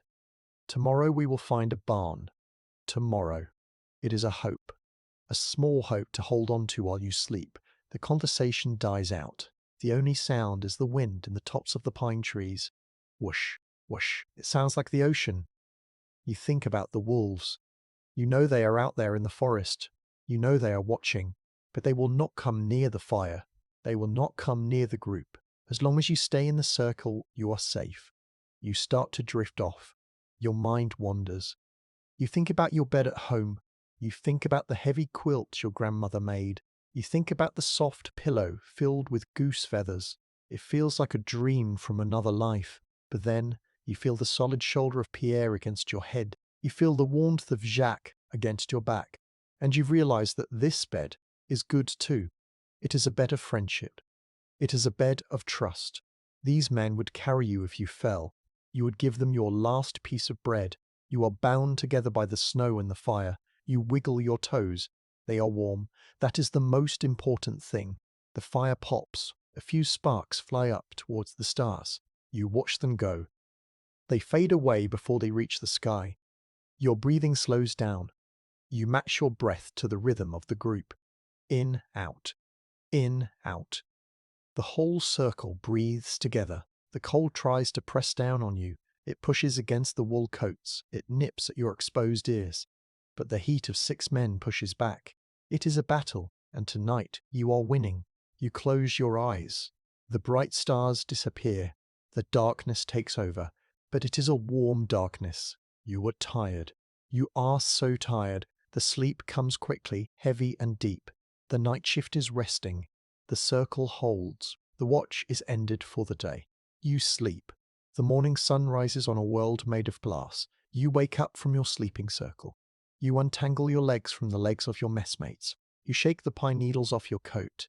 You feel stiff. Your joints pop and crack like dry twigs. The fire is dead, just a black scar on the frozen ground. You step onto the road to begin the march. Immediately your foot flies out from underneath you. Whoops. Your arms windmill in the air. You grab the shoulder of the man next to you to stay upright. You look down. The road is not white anymore. It is grey and shiny. The thousands of feet that walked here yesterday packed the snow down. Then the intense cold of the night froze it into a solid sheet of ice. It looks like a frozen river. It reflects the pale sky. It is perfectly smooth, and it is perfectly dangerous. For you, walking is hard. You have to take tiny steps. You shuffle your feet like an old man. You wrap rags around your boots to get some grip. You use your musket as a walking stick to balance yourself. You fall down, you bruise your hip, you get up, you keep going. But for the horses, it is a nightmare. This is the tragedy of the ice. You hear it before you see it. You hear it a terrible, sharp sound. Screech. Clatter. It is the sound of metal sliding on stone. Then you hear a heavy, wet thud. Whomp. You look ahead. A horse has fallen. It is a big, strong artillery horse. It pulls a heavy cannon. It is lying on its side on the ice. Its legs are threshing, trying to find a purchase. But there is nothing to grab. Its iron hooves just scrape uselessly against the glass. Scritch, scratch. Let me explain the simple mechanics of this disaster. A horseshoe is a curved piece of iron nailed to the hoof. It protects the foot. But on ice, smooth iron is like a skate. It slides. In Russia, the local horses have special winter shoes. They have sharp metal points sticking down from the shoe. We call these calques or spikes. These spikes bite into the ice. They act like the crampons of a mountain climber. They give the horse grip, but the French army did not bring winter shoes. This is a simple fact of history. The greatest army in the world was defeated by a lack of nails. The farriers, the men who shoe the horses, did not have the right tools. So the horses are walking on summer shoes. They are walking on ice skates. You watch the driver of the wagon. He is shouting. He is pulling on the reins. Get up! Get up! The horse is terrified. You can see the white in its eyes. It heaves its heavy body up. It manages to get onto its knees. Its legs are shaking. It tries to stand on its back legs, but as soon as it puts weight on them, the hooves slide apart. The legs go in opposite directions. The horse does the splits. Crack! You hear the sound of a bone breaking. It is a loud, dry snap. The horse screams. It is a high, shrill sound that sounds almost human. It collapses back onto the ice, panting. White steam shoots out of its nostrils in quick bursts. The driver stops shouting. He drops the reins. He knows it is over. A horse with a broken leg cannot walk, and if it cannot walk, it cannot leave. The driver unbuckles the harness. The leather straps are stiff with frost. He frees the horse from the wagon. He takes his pistol out of his belt. He leans down close to the horse's ear. He whispers something soft, maybe an apology. Bang! The noise echoes across the silent fields. The horse stops moving. You walk past. You don't look at the blood melting a hole in the ice. You just focus on your own feet. Slide, step. Slide, step. This scene happens again and again. Every mile, you see another horse down. You see wagons abandoned because there are no animals left to pull them. The road is becoming a graveyard for the cavalry. The beautiful, proud horses that charged into battle are gone. Now they are just obstacles on the ice. You look at the wagon that was left behind. It is full of ammunition, heavy wooden boxes of cannonballs. But they are useless now. You cannot carry a cannonball in your pocket. So they stay there, sitting on the ice, guarding a dead horse. You see a group of soldiers run towards the dead animal. They have knives in their hands. They are not being cruel. They are starving. Meat! Someone shouts. They cut slices of meat from the horse while it is still warm. They don't even cook it. They eat it raw, the blood staining their mouths. It is savage, but it is survival. The horse gives its life so the men can walk another day. You feel a sense of pity, but it is distant. You are too cold to feel deep sadness. You just feel the practical loss. Fewer horses means fewer wagons. Fewer wagons means less food carried for you. It means if you fall, there is no cart to pick you up. You come to a small hill. It is not steep, just a gentle slope. On a normal day, you wouldn't even notice it. But today, covered in ice, it is a mountain. A line of horses is trying to pull a supply cart up the slope. They take 2 steps up and slide 3 steps back. The wagon drags them backward. They scramble and panic. The men have to help. Push! You and 20 other soldiers put your shoulders against the back of the wagon. You dig your boots into the snow on the side of the road. Heave! You push the heavy wood. The horses pull. Slowly, inch by inch, the wagon creeps up the hill. You are the engine now. You are doing the work of the animals. When you reach the top, you are sweating inside your coat. The sweat feels cold and clammy against your skin. You are exhausted, and you have only walked 3 miles. You look back down the hill. You see the trail of chaos, dead horses, broken wheels, spilled boxes. The ice has stripped the army of its power. The silence returns. The only sound is the shuffling of feet and the occasional bang of a pistol. You pat your pocket. You check your silver spoon. It is still there. You check your sugar. It is still there. You look at your feet. They are wrapped in the flannel cloths inside your boots. They are warm. You are lucky. You have 2 legs. You have balance. You can learn to slide. The horse cannot learn. It is built for grass and dirt. It is innocent. You take a deep breath of the sharp air. You feel a strange respect for the ice. It is a simple thing, frozen water, but it is stronger than iron. It is stronger than muscle. It is conquering the conquerors. You adjust your pack. You find a rhythm. Shuffle, slide. Shuffle, slide. Shuffle, slide. You are skating towards France. You leave the horses behind in the white silence. The watch continues. The march continues on the icy road. The rhythm is broken only by the sound of failure. You are walking behind a large, covered wagon. It is painted a dark green. It belongs to a high-ranking officer. It is piled high with heavy trunks and wooden boxes. The horses pulling it are skinny and tired, their heads hanging low, their breath puffing out in white clouds. You watch the back left wheel of the wagon. It is mesmerizing. It wobbles a little bit with every turn. Wobble, squeak, wobble, squeak. It hits a deep rut in the frozen mud. Scrack. The sound is as loud as a gunshot. It echoes across the silent fields. The wheel does not just bend, it explodes. The wooden spokes shatter into jagged splinters. The heavy iron rim peels away like the skin of an orange. The corner of the wagon drops suddenly.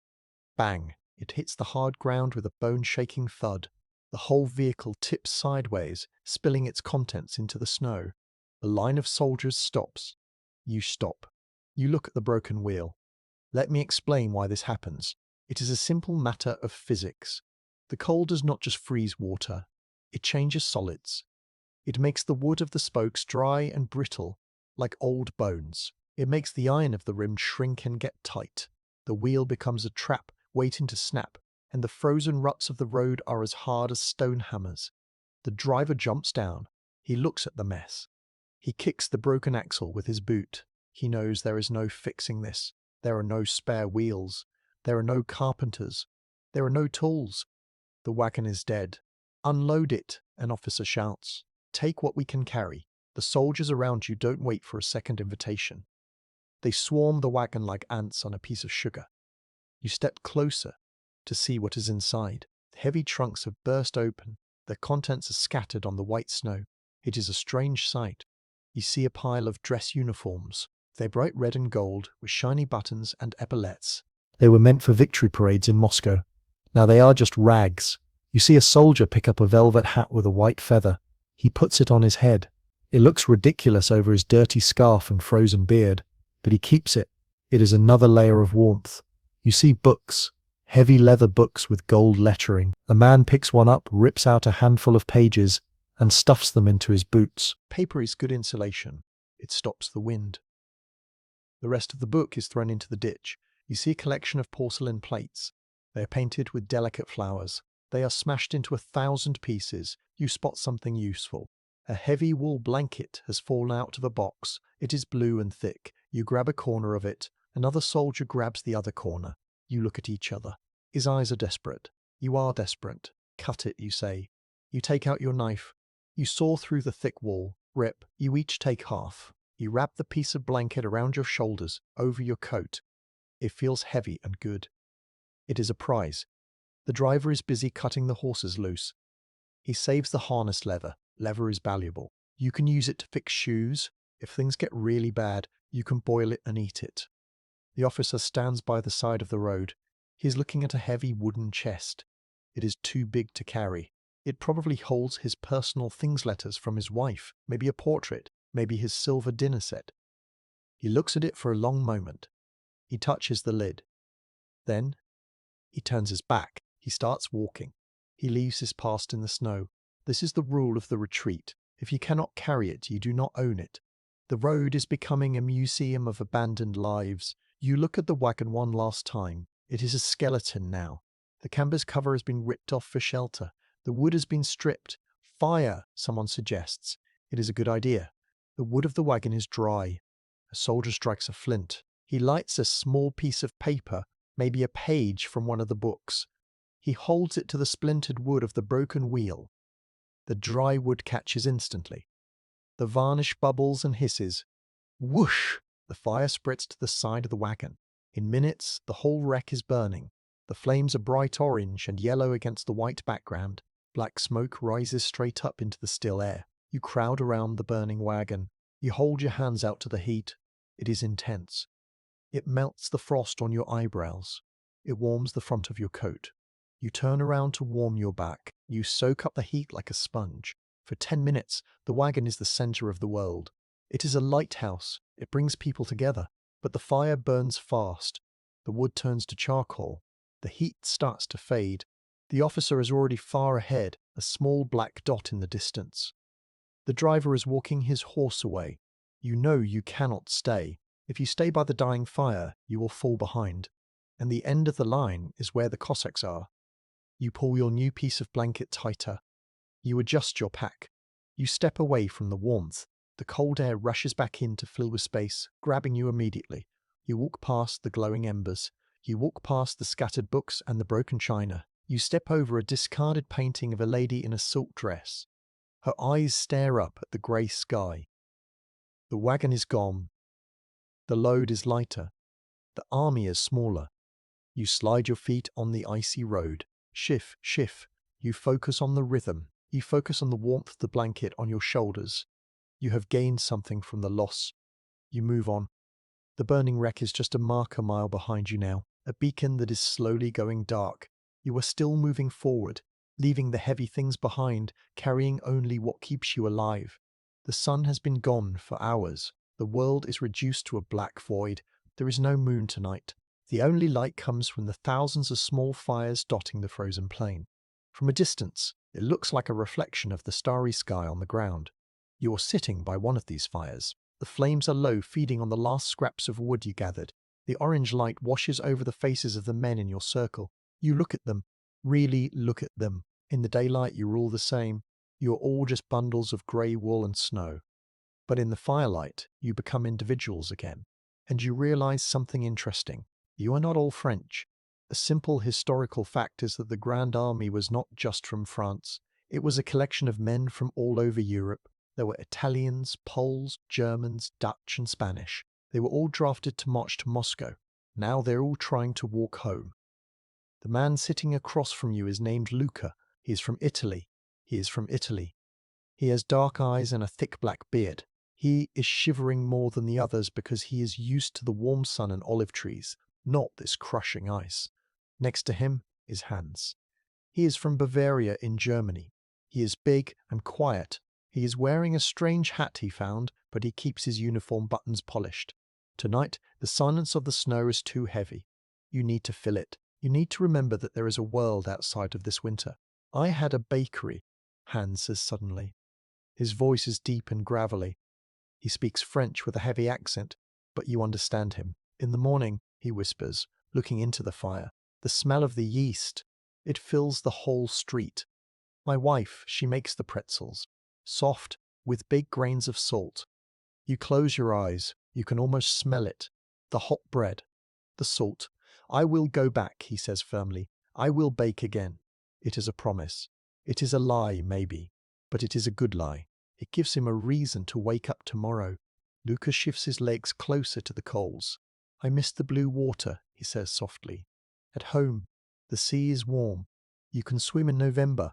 My mother makes a soup with fish and tomatoes. It is red, like the sunset. The stories start to flow. They are not stories about battles. No one talks about the cannons or the glory. No one talks about the emperor. Those things don't matter anymore. They talk about small things. A soldier named Pierre pulls a small object out of his pocket.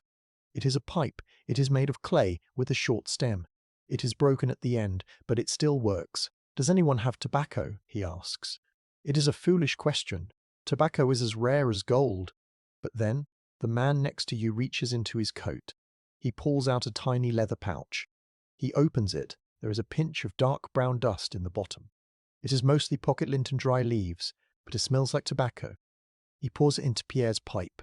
Pierre picks up a glowing ember from the fire with his bare fingers moving very fast so he doesn't burn himself and drops it into the bowl of the pipe. He puffs. Puff, puff. A thin stream of blue smoke rises into the air. It smells sweet and earthy. He takes a deep drag holding the smoke in his lungs. Then he passes the pipe to the next man. The pipe goes around the circle. It is a peace pipe. When it comes to you, you take a small puff. The smoke tastes bitter, but it warms your throat. It makes you feel a little bit dizzy, a little bit relaxed. My daughter is 3 years old, the man who gave the tobacco says. She has curls. She calls me Papa Bear. He smiles. It is a sad smile, but it makes his face look young again. The frost on his beard melts a little in the heat of the fire. You listen to the voices. They are low and rumbly. They blend with the sound of the wind. They are weaving a blanket of words. These stories are a defense mechanism. The cold tries to make you an animal. It tries to make you think only about food and survival. but the stories remind you that you are human. You are a baker. You are a father. You are a swimmer. You are more than just a freezing soldier. You look at the fire. A piece of wood snaps, pop. You think about your own story. What will you tell them? I have a dog, you say quietly. A big brown dog. He waits for me by the gate every evening. He sleeps on my feet in the winter. The men nod. They understand. The thought of a warm dog sleeping on your feet is the most beautiful image in the world right now. The conversation slows down. The pipe is empty. The energy is fading. The tiredness is coming back, heavy and irresistible. Sleep now, Hans says. The fire is good. He is right. The fire is glowing with a steady red heart. It is the center of your universe. You lie down. You get into your star formation again. You press your back against Luca. He is shivering, so you press closer to share your heat. The voices stop, but they are still echoing in your mind. The smell of bread, the blue sea, the little girl with curls. These are the ghosts that will guard you tonight. You look up at the black sky one last time. You are miles from home. You are in the middle of a frozen wasteland. But for a few minutes, listening to the voices in the dark, you are not alone. You are part of a brotherhood. The night shift is quiet. The breathing of the men becomes steady.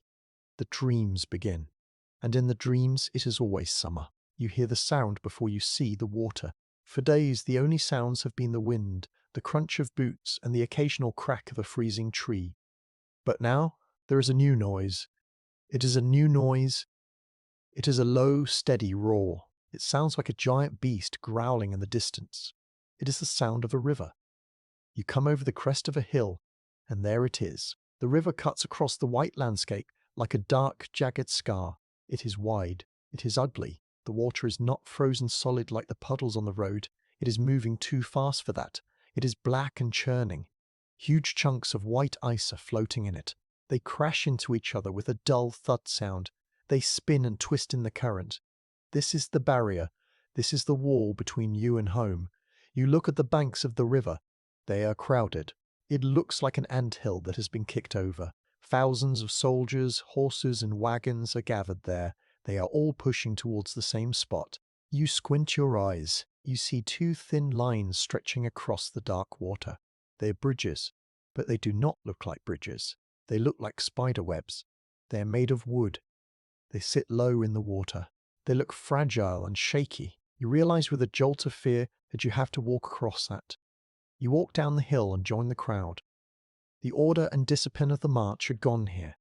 This is a funnel. Everyone is trying to squeeze into the same narrow neck. The mood is panic. You can smell it. It smells like sweat and dirty wool and fear. Men are shouting, "Let me through." "Move back! Move back! Move back! My wagon! Save my wagon!" You are pressed in on all sides. You cannot move your arms. You are just a cork bobbing in a sea of people. You have to fight to keep your feet. If you fall down here, you will never get up. The crowd will walk over you. So you plant your feet wide. You use your elbows. You become hard. You inch forward. It is painfully slow. You take one step, then wait for 5 minutes. Then another step. You look at the bridge again. It is getting closer. You can see the details now. It is made of rough planks of wood. It rests on wooden piles driven into the riverbed. But here is the terrifying part. There are no rails. There is nothing to hold on to. It is just a flat, wet strip of wood floating over the icy death. A simple historical fact is that these bridges were built in a hurry. There was no time for safety. There was no time for handrails. They are functional, but they are deadly. You watch a wagon trying to cross. It is halfway across the bridge. The bridge dips under the weight. The water washes over the planks, wetting the wheels. The horses are scared. They try to back up. The wagon swerves. For a second, the wheel hangs over the edge of the bridge. The crowd on the bank gasps. It is a collective sound. "Ha!" The driver whips the horses. They lurch forward. The wheel pops back onto the wood. The wagon makes it to the other side. You let out your breath. The waiting is the hardest part. You are standing still, so the cold starts to creep back in. It finds the holes in your coat. It nips at your nose. You stomp your feet to keep the blood moving. Thump, thump. You look at the river. The current is strong. It is carrying all sorts of debris. You see a broken wheel float by. You see a soldier's hat spinning in an eddy. The water is black and thick.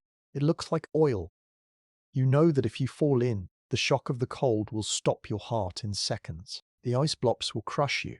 Finally, after hours of shuffling and pushing, you are at the front. A guard is standing there. He is stopping people, trying to keep a gap between the marchers so the bridge doesn't break. He looks exhausted. He holds up his hand. "Stop," he yells. You stop right at the edge of the bank. The mud is churned up into a deep, freezing slush. Your boots sink in. "Go!" he yells. It is your turn. You step onto the first plank. The feeling changes instantly. On the ground, the earth was solid. On the bridge, the world is moving. The wood feels alive under your feet. It vibrates. It bounces a little bit with every step. Boing, boing. It is unsettling. It makes you feel dizzy. You keep your eyes on the back of the man in front of you. You do not look down. You focus on his pack. You focus on the brown hair of the cowhide. You take small, shuffling steps. You keep your weight centered. You hold your arms out a little bit for balance, like a tightrope walker. You are out over the water now. The sound of the river is loud. It rushes and gurgles underneath the planks. You can hear the ice scraping against the wooden posts that hold the bridge up. Scrape, crunch. The bridge sways. A heavy cannon is crossing behind you. The weight makes the whole structure groan. The wood creaks. Hey! It sounds like the bridge is crying in pain. You pray that the wood is strong enough. Suddenly, the line stops. You freeze. You are in the exact middle of the river. You are suspended between two worlds. You cannot help it. You look down. Through the gaps in the planks, you see the water rushing by. It is moving so fast it makes you feel like you are moving backward. It is hypnotic. It wants to pull you in. You see a jagged block of ice the size of a table smash into the bridge post below you. The impact travels up through your boots. You feel the shudder in your teeth. You grit your musket tight. Your knuckles are white inside your mittens. You feel a wave of vertigo. You feel lightheaded. Don't look down, you whisper to yourself. Don't look down. You lift your head. You look at the other bank.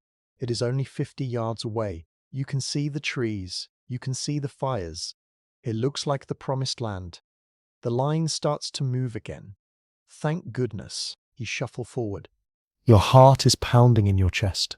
Boom, boom, boom, boom. It is louder than the river. You are getting closer. You can see the individual blades of grass on the bank. You can see the mud. 10 steps. 5 steps. 2 steps. You step off the last plank. Your boot hits the mud. It is soft and slippery, but it is solid. It does not bounce. It does not sway. You are on the earth again. You stumble up the bank, away from the water. You want to get as far away from that black river as possible. You reach the top of the slope and turn around. You look back at the bridge. It looks even more fragile from this side. It looks like a thread. And on that thread, the tiny dark shapes of your brothers are still walking. They are balancing over the abyss. You see a horse slip. It falls to its knees on the wet wood. The line stops again. You feel a pang of sympathy for the men stuck out there in the middle. You know exactly how their stomachs feel. You know the fear of the open air. But you are across. You have passed the test. You take a deep breath. The air is still freezing, but it tastes sweet. It tastes like safety. You adjust your pack. It feels lighter now. The river was a monster, but you tiptoed past it while it was sleeping. You wait for your messmates. You watch the bridge until you see the familiar face of Luca and the tall hat of Hans. They step off the wood and trudge up the hill. They look pale. Their eyes are wide. They don't say anything. They just nod at you. There are no words for that kind of fear. You turn your back on the river. You face the west again. The road continues. The snow continues, but the water is behind you. You've crossed the line. You have survived the bottleneck. Now, you just have to keep walking. The night shift is never over, but at least your feet are on dry land. You're standing on the safe side of the river. The mud under your boots is solid. You have escaped the trap. But before you turn away to continue your long walk, you stop. You look back at the dark water. You see the bridge swaying. You see the long line of soldiers shuffling across. But now, you look lower. You look down into the water itself. You see something that makes you shiver. There are men in the river. They are not falling. They are standing there on purpose. They are standing in the freezing black water up to their waists. Some are in up to their chests. They are holding onto the wooden posts that support the bridge. These are the pontooners. Let me explain who they are. They are the builders of the army. They are the engineers. Most of them are from Holland. They are used to water. They are used to canals and boats, but they are not used to this. When the army arrived at the river, there was no bridge. The Russians had burned the old one. The river was too wide to swim and too deep to walk. The army was trapped. The enemy was coming up behind them. It looked like the end. But these men stepped forward.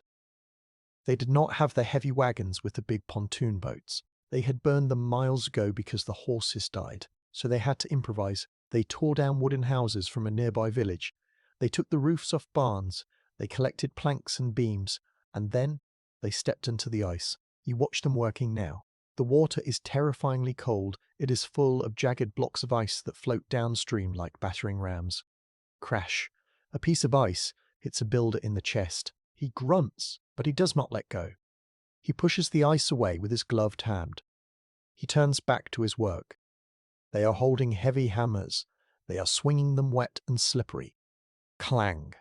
Thud. They are driving the wooden piles into the mud of the riverbed. They are nailing the planks down while the water rushes over their hands. You can see the steam rising from their bodies. The water is so cold and their bodies are so warm that they are smoking. It looks like their spirits are leaving them. You look at their faces. They are blue. Not just pale, but a deep, bruised blue. Their lips are purple. Their eyes are wide and staring.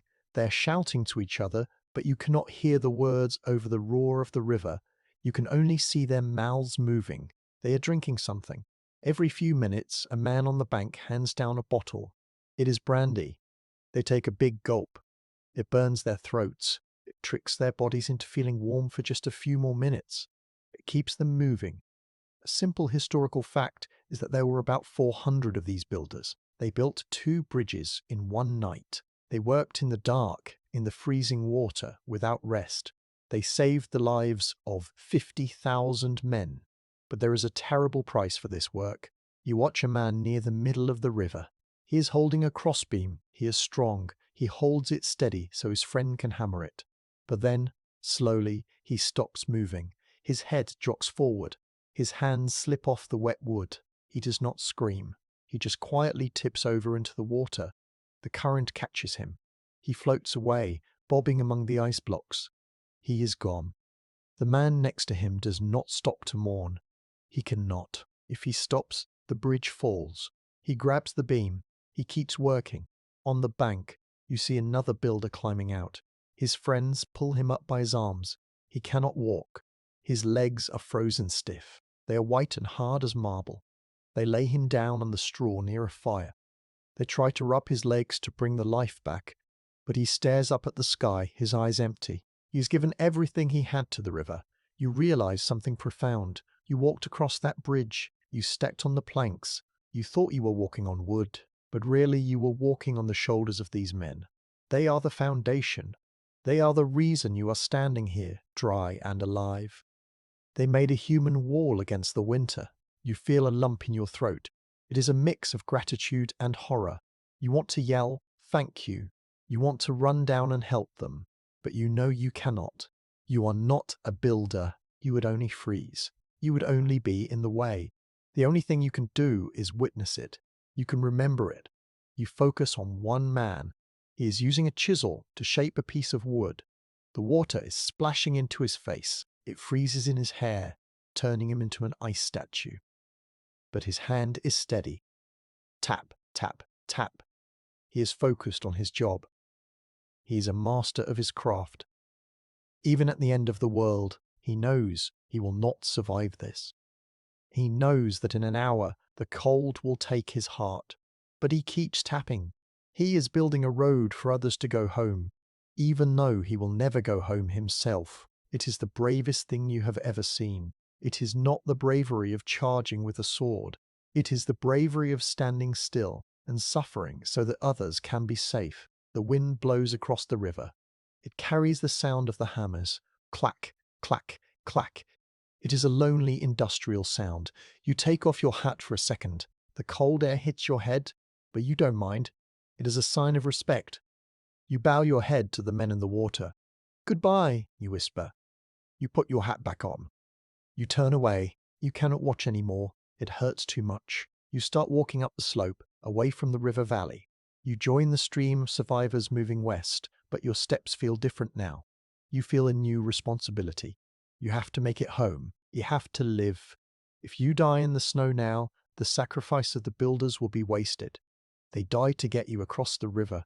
You owe it to them to finish the journey. You hold that thought in your mind. It gives you a little bit of extra strength. You push your tired legs harder. You ignore the pain in your feet. Behind you, the river roars.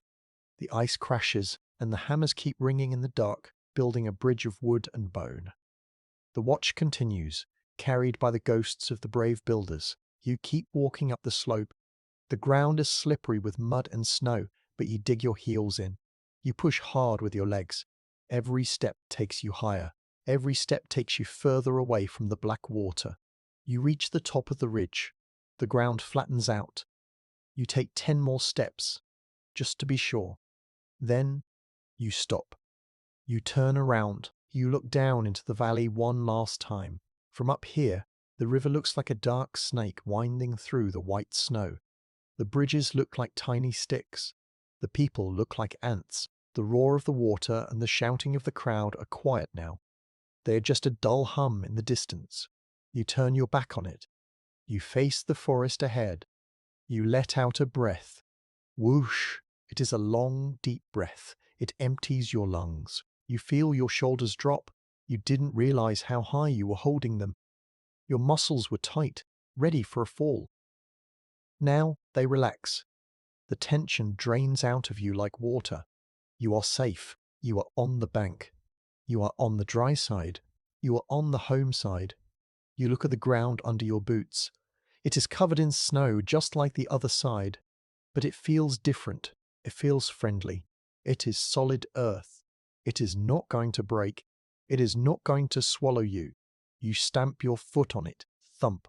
It is the best sound in the world. You look at your messmates. Luca is there. Hans is there. They are breathing hard from the climb. Their faces are grey and tired, but their eyes are bright. They look at you and smile. It is a real smile. We made it, Hans whispers. We made it, you answer. You don't need to say anything else. You all know how close it was. You all know that thousands of men are still stuck on the other side. But you are here. You walk a little further into the trees. You need to rest. The adrenaline is fading away, and now the exhaustion is hitting you like a hammer. Your legs feel shaky. Your knees feel like jelly. You find a spot under a group of trees.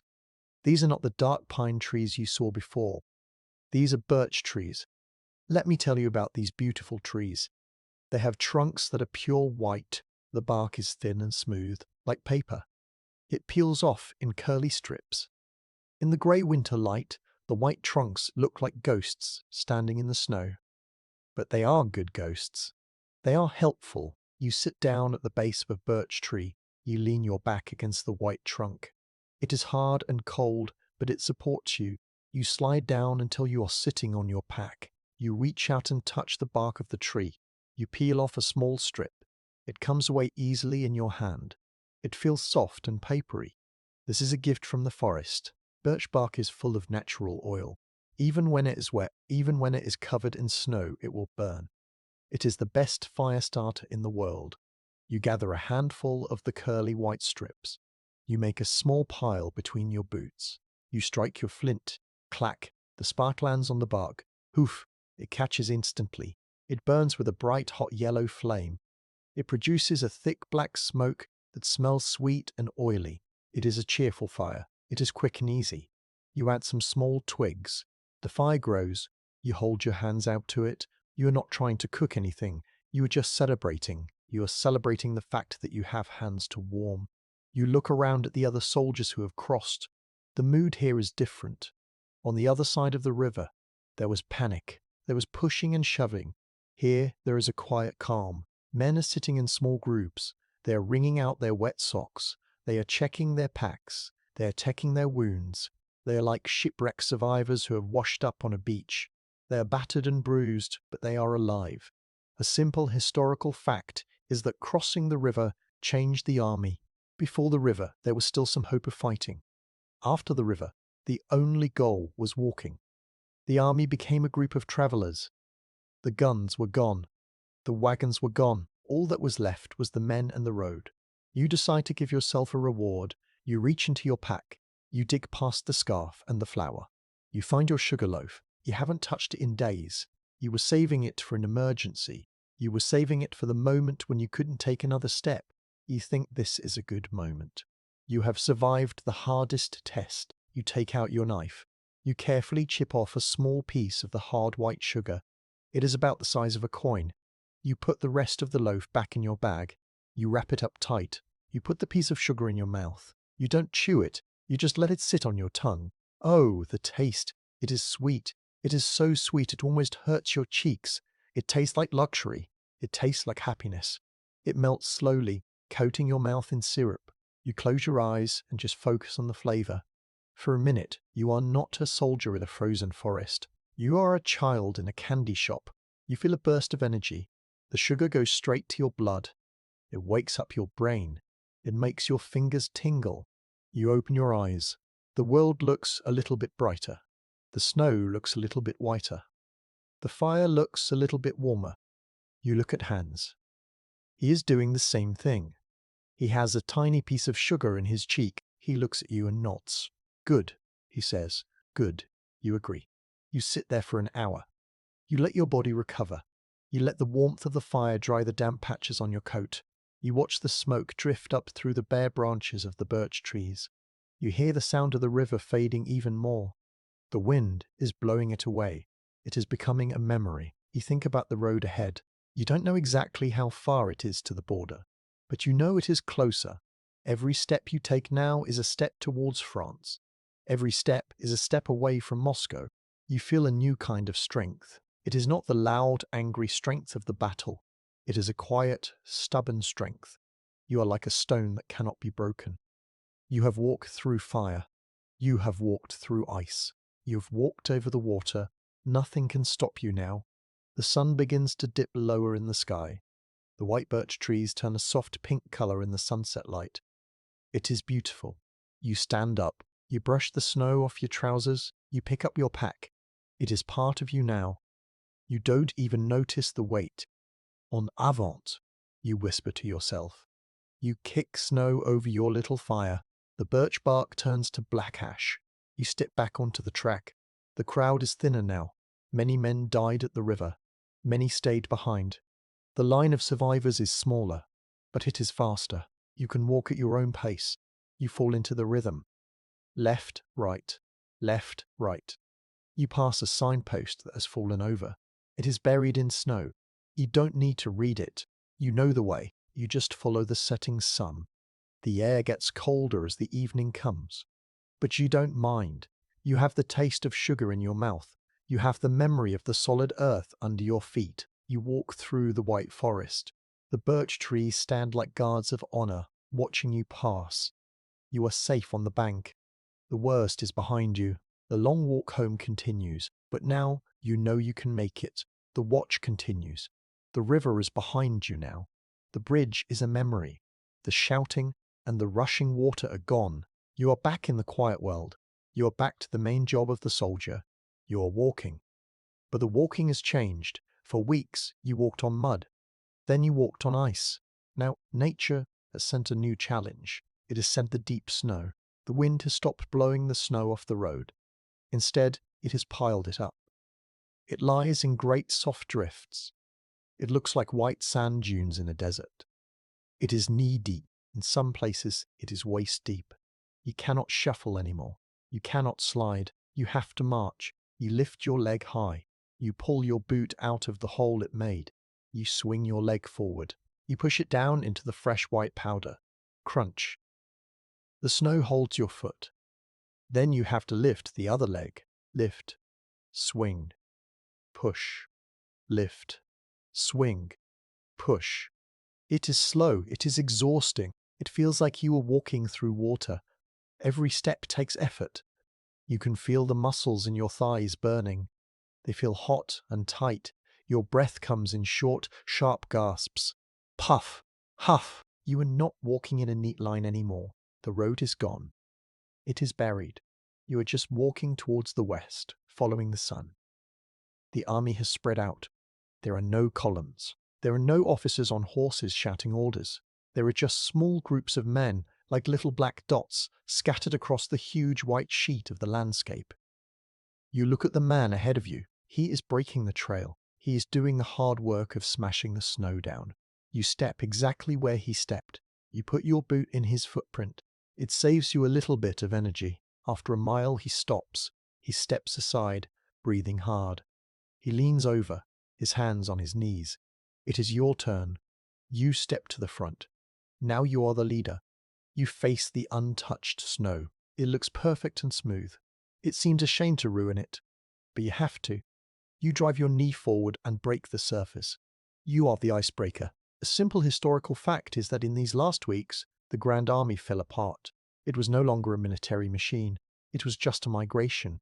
There were no roll calls.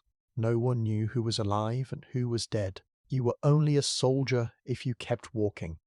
If you stopped, you were just a statue in the snow.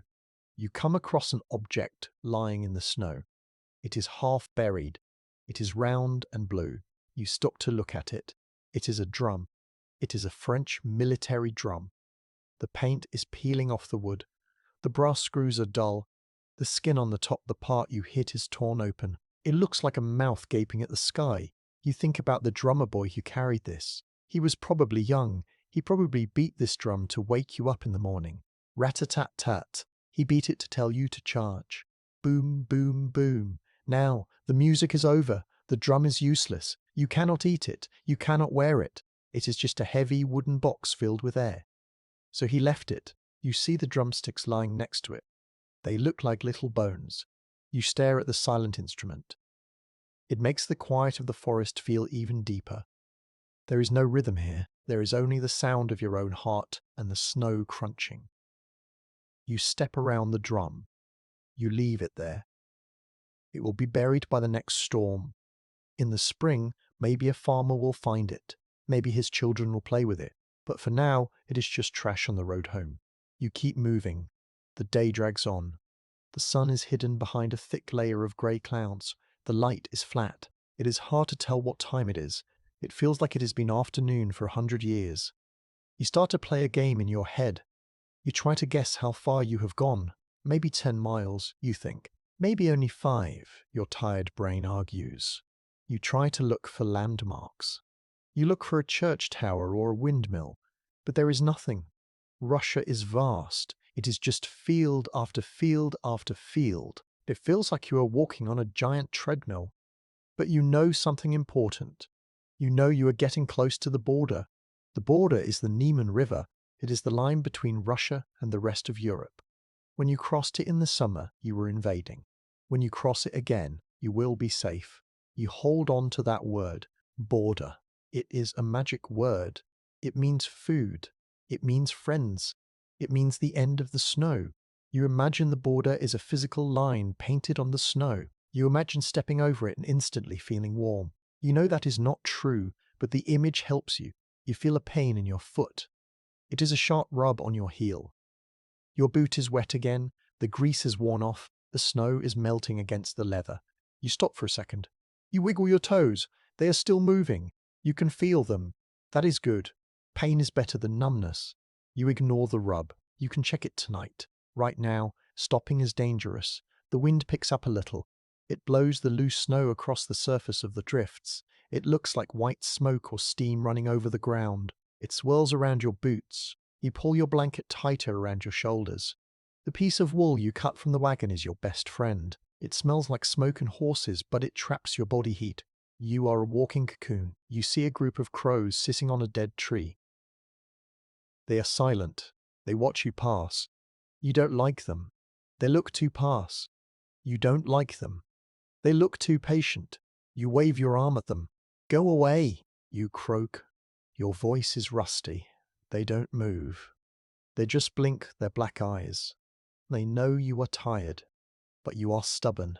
You lift your chin. You march a little faster just to show them. Let's take a moment to look at the horizon.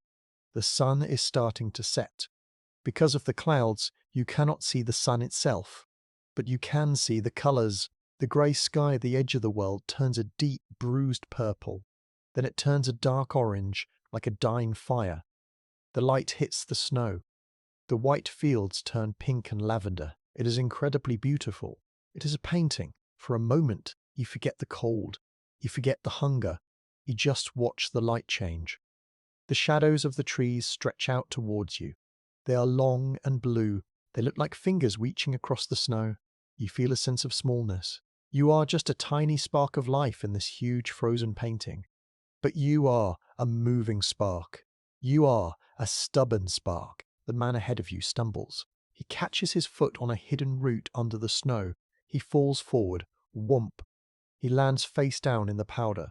You stop. You wait. He lies there for a second. You can see his back heaving as he breathes. Then, slowly, he pushes himself up. He shakes the snow off his beard. He groans. "Are you all right?" you ask. You ask. He nods. "Just tired." He stands up. He sways a little bit, like a tree in the wind. Then he finds his balance. He starts walking again. This is the miracle. He fell. He could have stayed there. It would be so easy to stay there. The snow is soft. It is like a pillow. But he stood up. Why? Because of the border. Because of the hope. Because he knows that every step is one step less. You follow him. You step in his new tracks. You reach into your pocket. You touch your silver spoon. It is cold and hard. It is your connection to the future. You imagine using it to eat soup in a warm kitchen. You imagine the steam rising from the bowl. You keep that picture in your mind. It pulls you forward like a rope. The purple light fades. The world turns grey, then blue, then black. The night is here. But you don't stop yet. You have to make a few more miles. You want to get to the trees on the next hill. You want to sleep near the wood. Your legs are heavy, like they are made of lead. Your boots feel like they weigh 100 pounds each, but you are in a trance. Left, right, left, right. You are a machine. You are a walker. That is your whole job. You think about the drum in the snow. It has stopped, but your heart is still beating. Thump, thump, thump, thump. It is the only drum you need. You walk up the gentle slope. The snow is deep, but you are stronger than the snow. You are getting closer. The miles are long, but they are numbered. And you are counting them down, one heavy, crunching step at a time. The border is waiting. You just have to walk to it. You are walking through a world that is painted in two colors, white and grey. The white is the snow that covers the ground. The grey is the snow that covers the sky and the trees. Your eyes are tired of looking at it. You are bored by the endless walking, but your body is screaming at you. It is screaming for food. Hunger is a strange thing. At first, it hurts. Your stomach growls and twists. It feels like a knot being pulled tight. But after a few days, the sharp pain goes away. It turns into a hollow, empty feeling. It feels like you're a ghost. You feel light and dizzy. Your hands shake when you try to button your coat. You know you need to eat. If you don't put fuel in the fire goes out. You are walking past a spot where a group of soldiers stopped to rest earlier in the day. They are gone now, moving ahead towards the border. The snow is trampled down. There are black patches where they made a small fire. You scan the ground. You are always looking. You are like a bird looking for a worm. You look for anything that isn't snow or wood. Then you see it. It is lying near the roots of a tree. It is a small bag made of canvas. We call this a musette. Let me explain what that is. It is a simple bag with a long strap. Soldiers wear it over one shoulder. It is not for clothes or bullets. It is the lunchbox. It is where you keep your bread, your cheese, and your spoon. This musette looks old. The canvas is stained and dirty. It is half buried in the snow. Someone must have dropped it. Or maybe the man who owned it sat down here and never got up. And his friends took him but left the bag. You stop.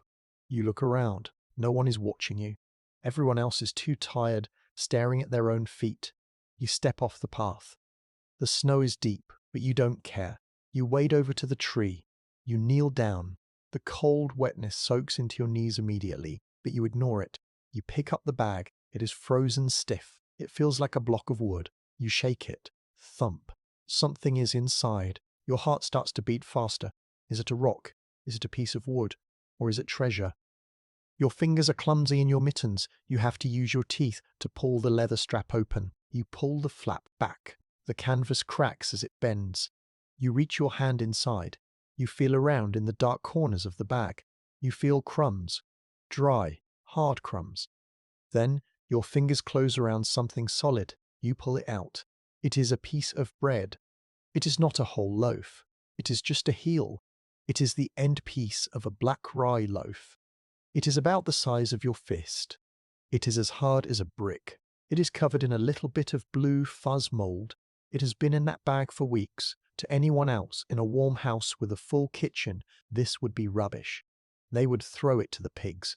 But to you, holding it in your freezing hand, it is the most beautiful thing you have ever seen. It is gold.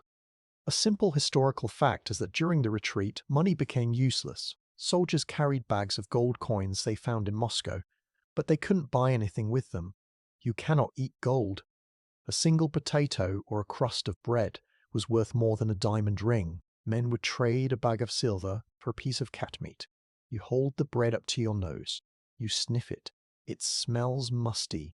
It smells like old dust. But underneath that, there is the faint, sweet smell of grain. It smells of life. You brush off the blue fuzz. It doesn't matter. You wipe the bread on your sleeve to clean off the loose dirt. You sit down right there in the snow. You cannot wait. You have to eat it now. You try to take a bite. You open your mouth and clamp your teeth down on the crust. Clack. It is impossible. It is like biting a stone. You could break your jaw trying to chew this. The cold has frozen the moisture inside the bread, turning it into ice bread. You have to be patient. You have to use your chemistry. You put the bread inside your coat. You tuck it right under your armpit. It is the warmest place on your body. You clamp your arm down tight. You can feel the cold lump pressing against your ribs. You wait. You look at the trees. You count the snowflakes falling. 1, 2, 3. You wait for 5 minutes. It feels like 5 hours. You pull the bread out. It is a little bit warmer on the outside. You try again. You put the corner of the crust in your mouth. You don't bite. You just suck on it. Your saliva is warm. It works on the bread. Slowly, very slowly, the hard crust begins to soften. It turns into a thick paste. You get the first taste. It is sour. Rye bread has a strong, sour flavor. It tastes of salt and earth. It is delicious. Your mouth floods with water. Your stomach wakes up and gives a loud grumble, gurgle. It knows what is coming. You chew off the soft corner. You swallow it. You can feel the lump of food traveling down your throat. It hits your empty stomach and lands with a heavy, satisfying feeling. You work on the next piece. You soften, chew, swallow. This is not just eating. This is a job. It takes concentration. You are turning this dry, dead object into energy. You are turning it into muscle and heat. You look at the crumbs that fall on your coat. You pick them up one by one with your wet mitten and put them in your mouth. You don't waste a single speck. You realize that you are crying a little bit. Just a few tears. They are hot on your cold cheeks. You are crying because you are so relieved. You found food. The universe provided for you. You are going to live for another day. Let's take a moment to listen to the silence of the meal. There is no clinking of cutlery. There is no conversation. There is only the soft sound of your own breathing and the wet sound of chewing. Smack. Swallow. It is a primal sound. It is the sound of an animal eating in the wild. You finish the crust. The last piece goes down. You lick your fingers. You lick the inside of the canvas bag to get the last dust of flour. You sit there for a moment. You wait for the energy to hit you. It comes. It is a subtle warmth in your belly. The dizziness in your head fades a little bit. Your hands stop shaking. The world feels a little more solid. The tree stops spinning. You realize that this piece of bread was better than any fancy dinner you ever had in Paris. You remember the banquets with wine and roast chicken. They were nice. but they didn't save your life. This dirty crust saved your life.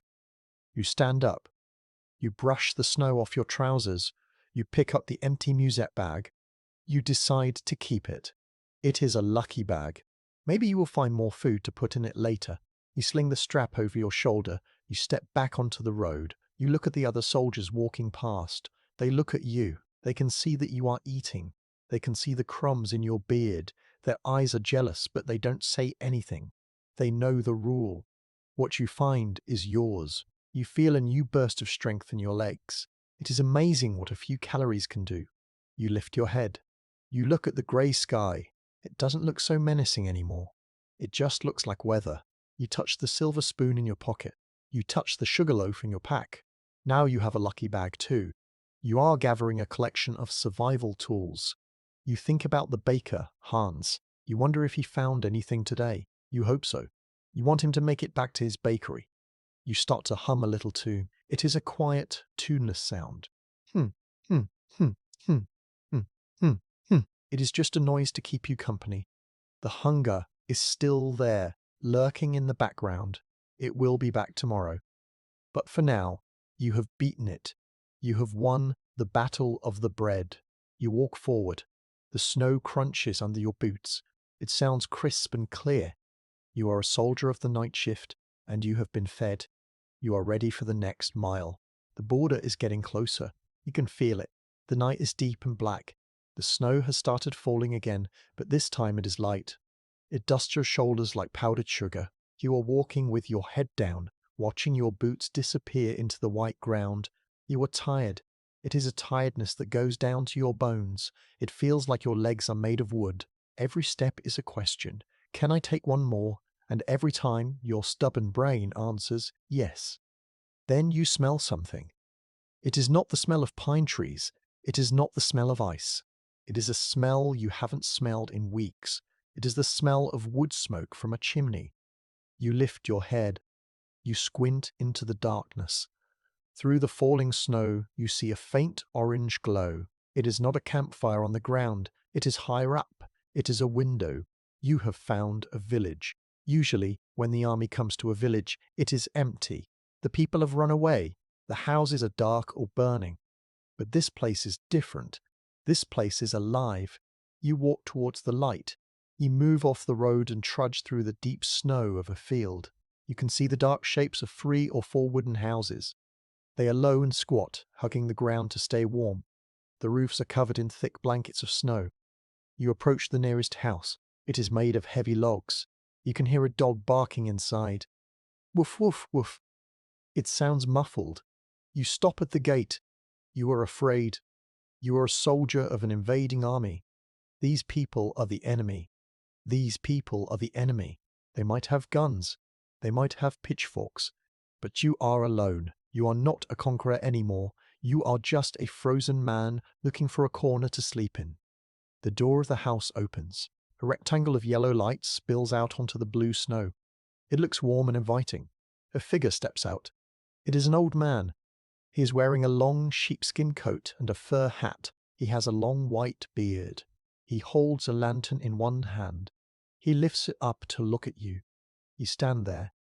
You don't raise your musket. You don't shout. You just stand, shivering in your rags. You hold out your empty hands to show you mean no harm. Sleep, you whisper. You point to the ground. Just sleep. He looks at you. He looks at you hollow cheeks. He looks at your feet wrapped in dirty flannel. He does not see a monster. He sees a boy who is far from home. He says something in Russian. You don't understand the words, but you understand the tone. It is not angry. It is gruff, but not mean. He shakes his head at the house. No, you cannot come inside the house. That is for his family. But then he points a thick finger towards a building in the back. It is a large wooden barn. He nods. Da, he says. Da. It means yes. You nod back. Thank you, you whisper. Mercy. You walk towards the barn. The old man watches you until you reach the door. Then he goes back inside his warm house and shuts the door. You are alone again, but you have permission. You lift the latch of the barn door. It is made of heavy iron. It is cold. You pull the door open. It creaks on rusty hinges. You slip inside and close the door quickly behind you. The change is instant. Outside, the wind was biting your face. Inside, the air is still. It is not hot like a house, but it is much warmer than the forest. It is a damp, heavy warmth. And the smell, it hits you like a wall. It smells of hay. It smells of old wood, but mostly it smells of animals. It smells of manure and warm fur. To a city person, this might smell bad. But to you, right now, it smells like life. It smells like a hug. You let your eyes adjust to the darkness. You can hear heavy breathing. Hoo, hoo, hoo. You step forward carefully. You see a shape in the gloom. It is a cow. She is standing in a stall. She is black and white. She is huge. She turns her head to look at you. Her eyes are big and dark and wet. She chews slowly. Crunch, munch. She's eating hay. She does not care about the war. She does not care about the emperor. She just cares about her dinner. A simple historical fact is that in the winter, Russian farmers brought all their animals inside. The body heat of the cows, pigs, and sheep acted like a natural furnace. It kept the barn warm enough that the water in the buckets wouldn't freeze. You walk towards the cow. You are drawn to her warmth. You can feel the heat radiating off her big body. It is like standing next to a stove. You reach out your hand. You touch her side. Her fur is coarse and rough, but her skin is hot. You lean your shoulder against her flank. She shifts her weight, but she lets you stay. She is a solid, living wall. You look around the barn. You see a pile of straw in the corner. Straw is the best mattress in the world. It is yellow and shiny. It is hollow, so it traps the air. It insulates you from the cold ground. You walk over to the pile. You drop your heavy pack. You take off your belt with the empty bayonet. You feel light. You dig into the straw. You don't just lie on top of it. You burrow into it. You make a nest. You pile the yellow stalks up around your sides. You pull them over your legs. You cover yourself until only your face is showing. The straw is scratchy, but it is dry. That is the magic word again. Dry. You lie there in the dark. You listen to the sounds of the barn. You hear the cow chewing. Munch, munch. You hear the scratch of a mouse running across a beam. Scritch, scritch. You hear the wind howling outside trying to get in. But failing. You feel a sense of total safety. The wooden walls are thick. The roof is strong. The farmer knows you are here, and he lets you stay. You don't have to keep one eye open for Cossacks. You don't have to worry about the fire going out. The cow is your fire. You reach into your pocket and touch your lucky piece of bread crust. You decide to save it for breakfast. Tonight, you are feasting on warmth. You think about the old man with the lantern. Why did he help you? You are the enemy. You burned his country. Maybe he has a son in the army. Maybe he hopes that if his son is cold and lost in France, someone will let him sleep in a barn too. It is a simple trade. Kindness for kindness. You relax your muscles. You let go of the tension in your neck. You let your feet sink into the deep straw.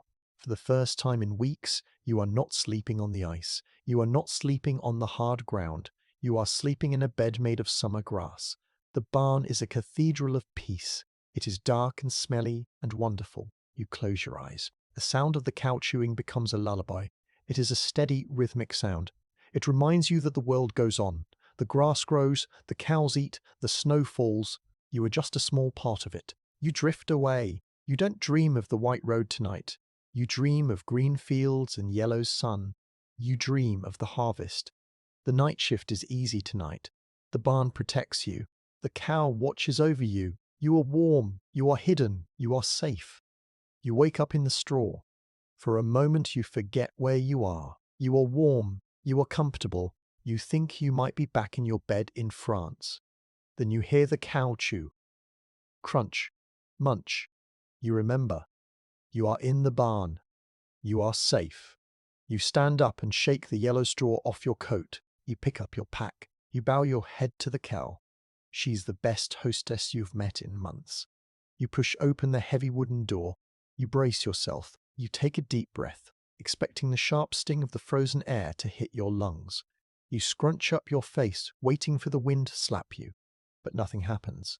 You step outside. You blink. Something has changed. The The world feels different. The air is not sharp anymore.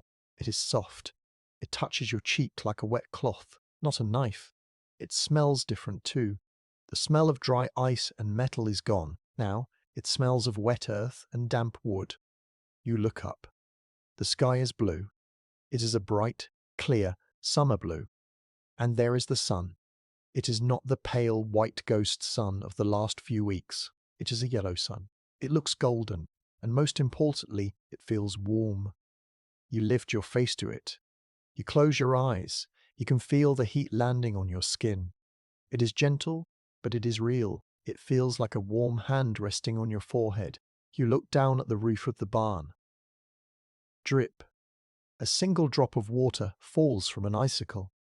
It hits a stone on the ground. Plip. Then another one. Drip. Plip. Then another. Suddenly, the whole world is dripping. The silence of the deep freeze is broken. The trees are dripping. The roofs are dripping. The roofs are stripping. The snowbanks are sweating. It sounds like a gentle rain, but the sky is clear. The great freeze is breaking. The winter is tired. It is letting go of its grip. You walk out onto the road. The snow is still deep, but it has changed texture. Yesterday, it was like dry sand. Today, it is heavy and wet. It packs together easily. We call this packing snow. You pick up a handful. You squeeze it. It makes a tight, heavy ball. It leaves your glove wet. You look at your coat. For weeks, it has been covered in a layer of white frost. You look like a snowman. But now, in the sun, the frost is melting. It turns into water and soaks into the wool. And then, you see it, a patch of blue. The ice melts away from your sleeve. You see the blue cloth of your uniform underneath. It is dirty, yes. It is faded, yes. But it is blue. It is the color of your country. It is the color of Huar. You look at the buttons. The ice slides off them. They are dull brass, but they catch the sunlight. They shine a little bit. You are emerging from the shell of winter.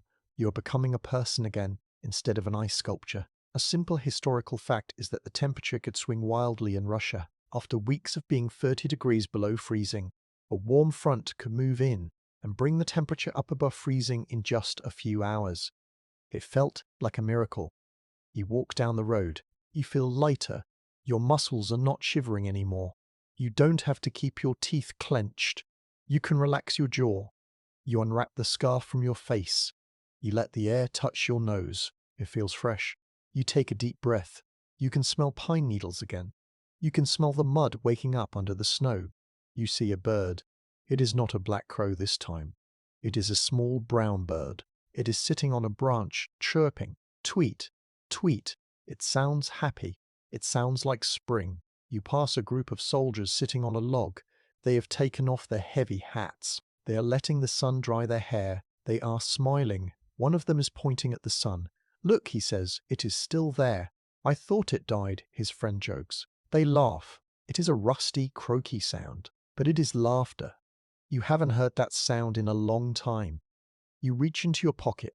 You touch the silver spoon. It feels warmer today. It is not biting your fingers. The road is getting slushy. The snow is turning into a grey paste. It is wet, and your boots are soaking through, but you don't mind. Wet is better than frozen. Wet means life. You see a stream running by the side of the road. Yesterday, it was a silent ribbon of ice. Today, the water has punched a hole through the ice. It is bubbling up, clear and sparkling. It runs over the pebbles. Gurgle, splash. It is the music of the thaw. Let's take a moment to just stand in the sun. Stop walking. Turn your face to the light. Feel the warmth soaking into your heavy coat. Feel it reaching your shoulders.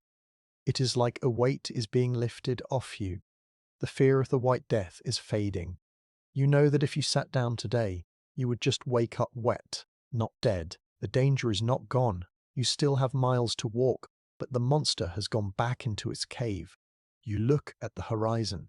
You can see a line of dark trees, and beyond that, you can see a grey mist. That is the river. That is the Niemen. That is the end. You start walking again. Your step is bouncy. You are splashing through the puddles. Splash, splash. You feel like a child jumping in the rain. You think about the barn. You think about the warm bread you ate yesterday. You think about the sun on your face. You are collecting these good things. You are stacking them up against the bad memories. The cold, the hunger, the wolves, they are falling behind you.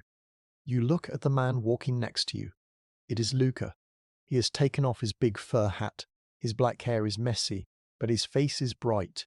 It is like Italy, he lies. He grins. Almost. You smile back. Almost. You walk together through the melting world. The sun stays with you all afternoon. It is a faithful friend. It guides you west. The snow is ending. The long nightmare of the ice is melting into water and running away into the ditches. You are winning. You are surviving. The border is just over the next hill. The sun is dipping low again, painting the sky in shades of soft pink and violet. You are walking down a long, gentle hill. The snow here is thin. You can see patches of brown earth and green grass poking through. It looks like a patchwork quilt. You look ahead. At the bottom of the hill, there is a river. It is wide and grey. It flows slowly, without the angry roar of the river you crossed before. This is the Niemen River. It is a simple flow of water, but it is the most important line on the map. On the other side of the water, the land looks different. It looks peaceful. There are houses with smoke curling gently from their chimneys. There are fields that are waiting for spring. There are no Cossacks in the trees. There is no burnt smell in the air. That is the border. That is safety. You walk towards the bridge. This bridge is not a shaky web of wet planks. It is solid. It has strong wooden rails. It has a gate at the end. You join the line of soldiers walking towards it, but the line is different today. There is no pushing. There is no panic. Everyone is walking with a strange, quiet dignity. You are not running away anymore. You are walking home. You step onto the bridge. Your boots make a hollow thud on the wood. Thump, thump, thump. You walk to the middle. You stop. You cannot help it. You have to look back. You turn around and look at the land you are leaving. You look at the vast white plains of Russia stretching out behind you. It looks beautiful now in the sunset light. It looks like a sleeping giant. It was a hard teacher. It taught you about cold. It taught you about hunger. It taught you how much a human being can endure. You see a lone figure standing on the snowy bank behind you. He is a man with red hair. He is holding a musket. A simple historical fact is that Marshal Michel Ney, the bravest of the brave, was the last man to leave Russia. He stayed behind to protect the rear guard. The legend says he fired one last shot into the snow, threw his gun into the river, and then walked across the bridge. He was the final period at the end of the long sentence. You watch the empty bank. You say a silent goodbye to the friends who did not make it. You say goodbye to the drummer boy. You say goodbye to the builders in the river. You leave them there, resting in the quiet white silence. You turn back to the west. You take a step. You cross the line. You are out. You walk off the bridge and onto the solid ground of the town. A guard is standing there. He is wearing a clean uniform. He looks at you. He does not ask for a ticket. He does not ask for your name. He just nods. Welcome back, he says. You walk into the town square. It is full of life. There are huge pots of soup boiling on open fires. The smell is incredible. It smells of onions and beef and carrots. It is a thick, rich smell that makes your knees weak. A woman in a white apron hands you a bowl. It is warm and heavy. You hold it in both hands. You find a spot on a bench next to a brick wall. You sit down, you eat. This time, you don't have to rush. You don't have to hide the food in your coat. You can just eat. The soup is hot and salty. It warms you from the inside out. It fills the hollow spaces in your body. You look at your feet. You reach down.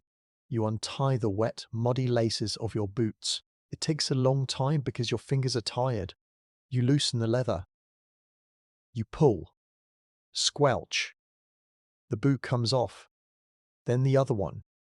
You peel off the dirty flannel wraps. You peel off the wet socks. You let the cool air touch your skin. You wiggle your toes. They are pink and sore, but they are all there. A soldier comes by with a basket. He hands you a pair of drywall socks. They are new. They are soft. You pull them on. It feels like stepping into a cloud. You lean back against the wall. You close your eyes. You feel a hand on your shoulder. You open your eyes. It is Hans. He is holding a piece of fresh bread. It is soft white bread, not the hard rye of the road. He breaks it in half and gives you a piece. For the journey, he says. But the journey is over.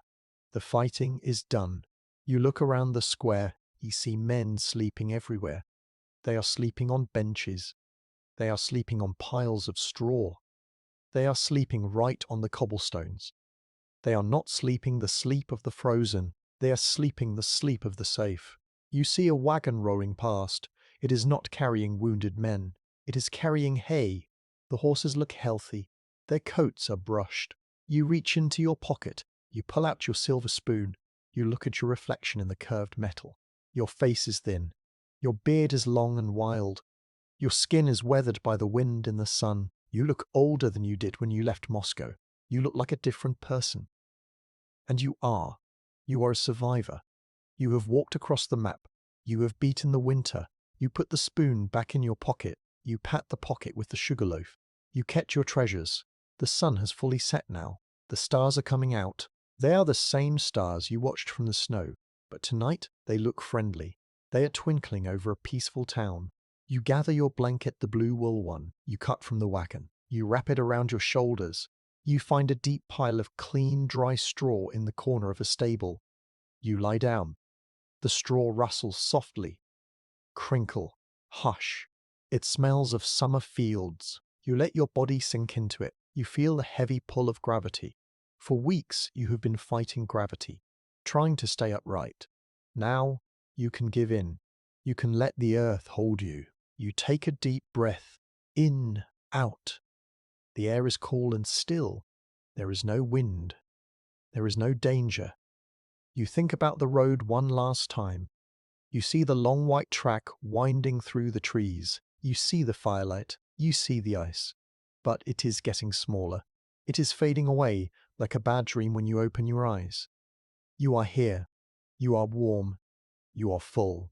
Your eyelids feel heavy. They close. You try to open them again, but you can't. The sleep is coming. It is a warm, dark wave. You listen to the sounds of the town. A dog barking in the distance. A church bell ringing slowly. Dong, dong. The night shift is over. You have completed your watch. You have brought your body home. You drift off, deeper and deeper, into the best sleep of your life. The snow can fall all it wants. It cannot touch you now. You have walked a long way with me tonight. We have travelled from the burning streets of the city, through the deep mud, and across the endless ice. We have shivered by small fires and shared hard crusts of bread. We have listened to the wind howl and the trees crack. But now the walking is done. The road is behind you. The heavy pack is off your shoulders. The boots are off your feet. You are safe in the warm hay.